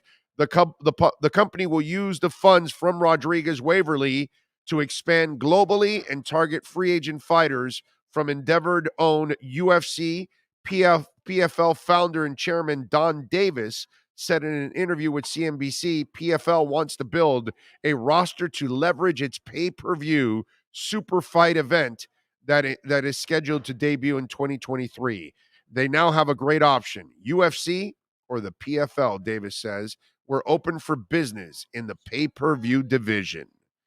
Davis called Rodriguez's interest in the PFL mutual attraction. Alex is building a business career in sports that he wants to equal his baseball career. Davis called Rodriguez innovative in his approach to investing and building companies. There you go. So A-Rod now in the MMA business. What do you think of the PFL? I mean, considering that the UFC is a monster, but they do have their issues with salaries, there might be room for competition. You know what I mean? Or is it too late already? Do they have a stranglehold on all the talent? No, they don't have a stranglehold on all the time because you see the guys jump all the time over to Bellator. Right. You know, but again, a lot of them, it almost reminds me to what, you kind of go, it reminds me of wrestling in this sense where you start out in the independents, you make your name. Then you go get your money in WWE, and then you kind of sunset at another promotion and go off into the sunset. That's the way I kind of feel the fighting league, goes as well. The PFL, I'm trying to look up because I thought I went to one of theirs. The one thing that they do is, they do the Grand Prix, I believe, style fighting where you end up, you fight and then the winners move on. They do it a little bit differently where it's not just, fight. It's not per fight. Yeah, they usually build up to get to a seasonal champion, kind of like the Grand Prix do. Okay, all right. So it's a will that change now with all this? Because when you said 500 million, I was kind of like, okay, all right, no. If that's what they say they are. If they want to get into pay-per-view, then you're going to have to try to get stars. And the other thing I didn't realize, and then again, I'm looking at a couple things here, is they have partner in ESPN as well. So again, that's one of the things that helped UFC out tremendously is when you get that backing and your pay-per-views or on ESPN Plus and things like that helps you out tremendously. All right. Well, speaking of backing, did you hear about Carmen Electra? Carmen Electra now has an OnlyFans account. Yes, the 50-year-old Carmen Electra rose to fame as a sex symbol in the 90s. Well, she says it was a no-brainer to join OnlyFans subscription-based service to create content for her fans. I just felt like, I needed to do this. I, for once, have this opportunity to be my own boss and be my own creative vision to share with my fans, my breastises. Oh, I'm sorry. She said fans without someone standing over me telling me, don't do this, don't do that, cover up this.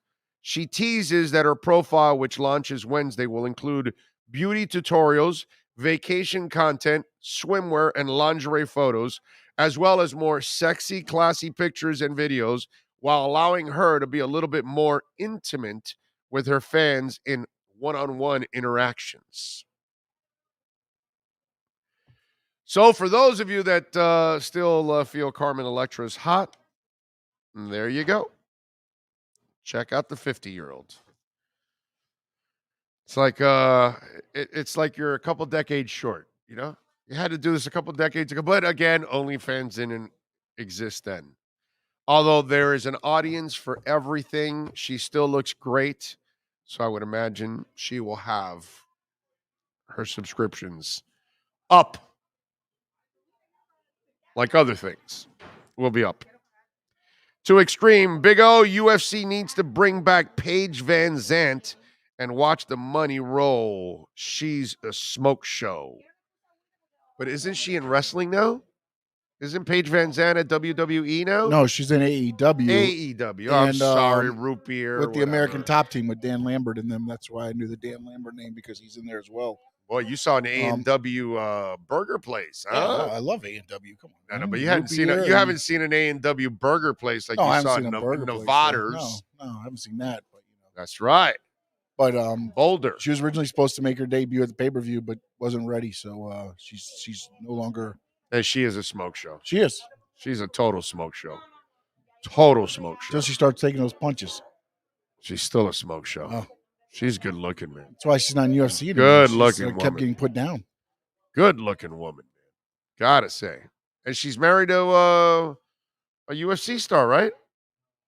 No, or going out with him or whatever. They're always, she's with another guy. I don't know. They're if always it's taking another naked UFC pictures together. I don't know if he's a star. I think he's a UFC fighter. Oh, whatever. I call him a star. I mean, that's Well, okay, Mr. Technical. Well, you've been talking about stars and superstars all day. You're going to call this guy a star? Mr. UFC expert here. I'm not an expert, but I'm sorry, Mr. Listen, Amateur didn't know if he was a star or not. Anytime you don't know somebody's name, they're not a superstar. No, that's not fair in my sense, because I'm not an expert at UFC to remember everybody's name. So that's not true. I will forget real stars' names. So who do you know? UFC.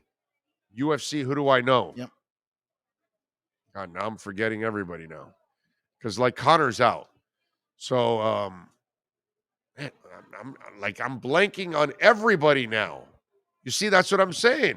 Like I'll remember when I'm watching it, and like what names do I have to remember? But you're kind of putting UFC's issues in a in a ball right now, because that's true. There is no superstar anymore. There's some true. stars. There's no Rousey anymore. There's no superstars. Well, no. Actually, the Latin girl is as big as Rousey. Pena. Yeah, she was good.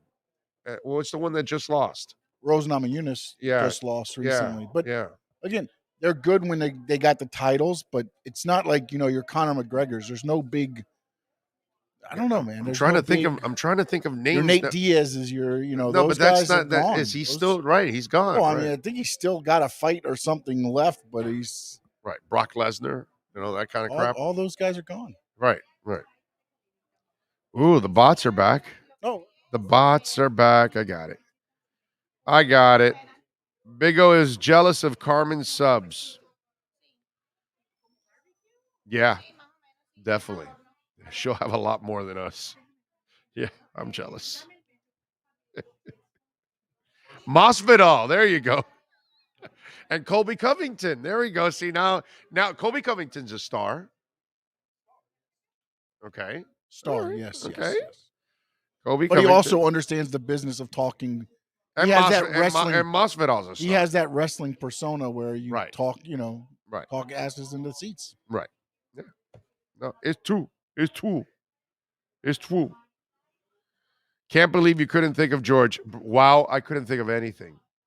I'm the first guy. Did I not say that I'm not an expert? I just said it.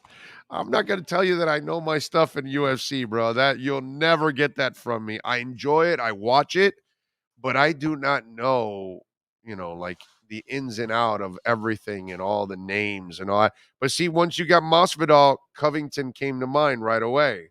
So it's just one of those things. I need to be enlightened for a moment, and then I'll remember a name or two. But again, you're not going to get any, how I feel comfortable about all the other sports pretty much. I enjoy UFC, but I'm far from an expert, bro. I'm not even close to being knowledgeable. Put it that way. Okay. That's not, I'm not going to tell you I am. There is a rapper that makes $50 million last year on OnlyFans. But does he rap or she rap or whatever? I'll tell you this. Did you see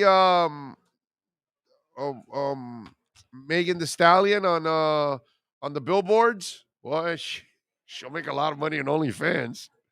Holy moly.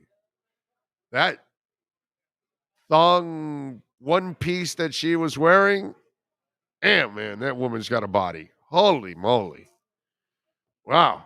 She would make a lot of money in OnlyFans. She doesn't need it because obviously she's making it with her music. But yeah. John Young says, leave the bots, Big O. I need some action.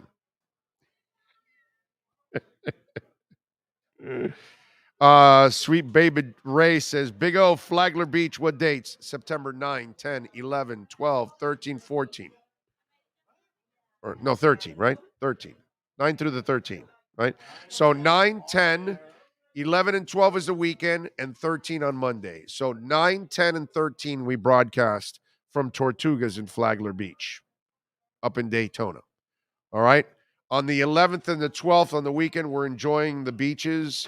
The 12th, I'm going to St. Augustine to go see the Interrupters. Okay? Got to go see my folks. I'm trying to get the Interrupters on the show.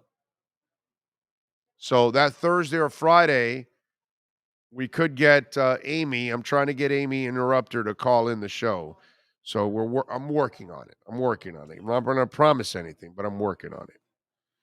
All right. So we are out of here. Let's thank Anthony Chang, Alan Poupart, Marcel Louis-Jacques, and David Dwork for joining us. And, of course, Sean Stanley, as always, mastering this program and putting it all together. We thank all the great people out here at Hialeah Park, the Brunetti family, Frank Fiore, Steve Calabro, all the great people out here, as always, making it nice and easy. We will see you tomorrow live from KSDT CPAs.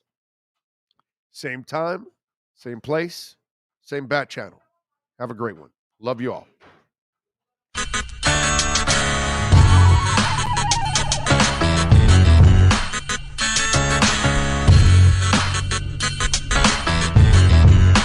This is the Big O Show.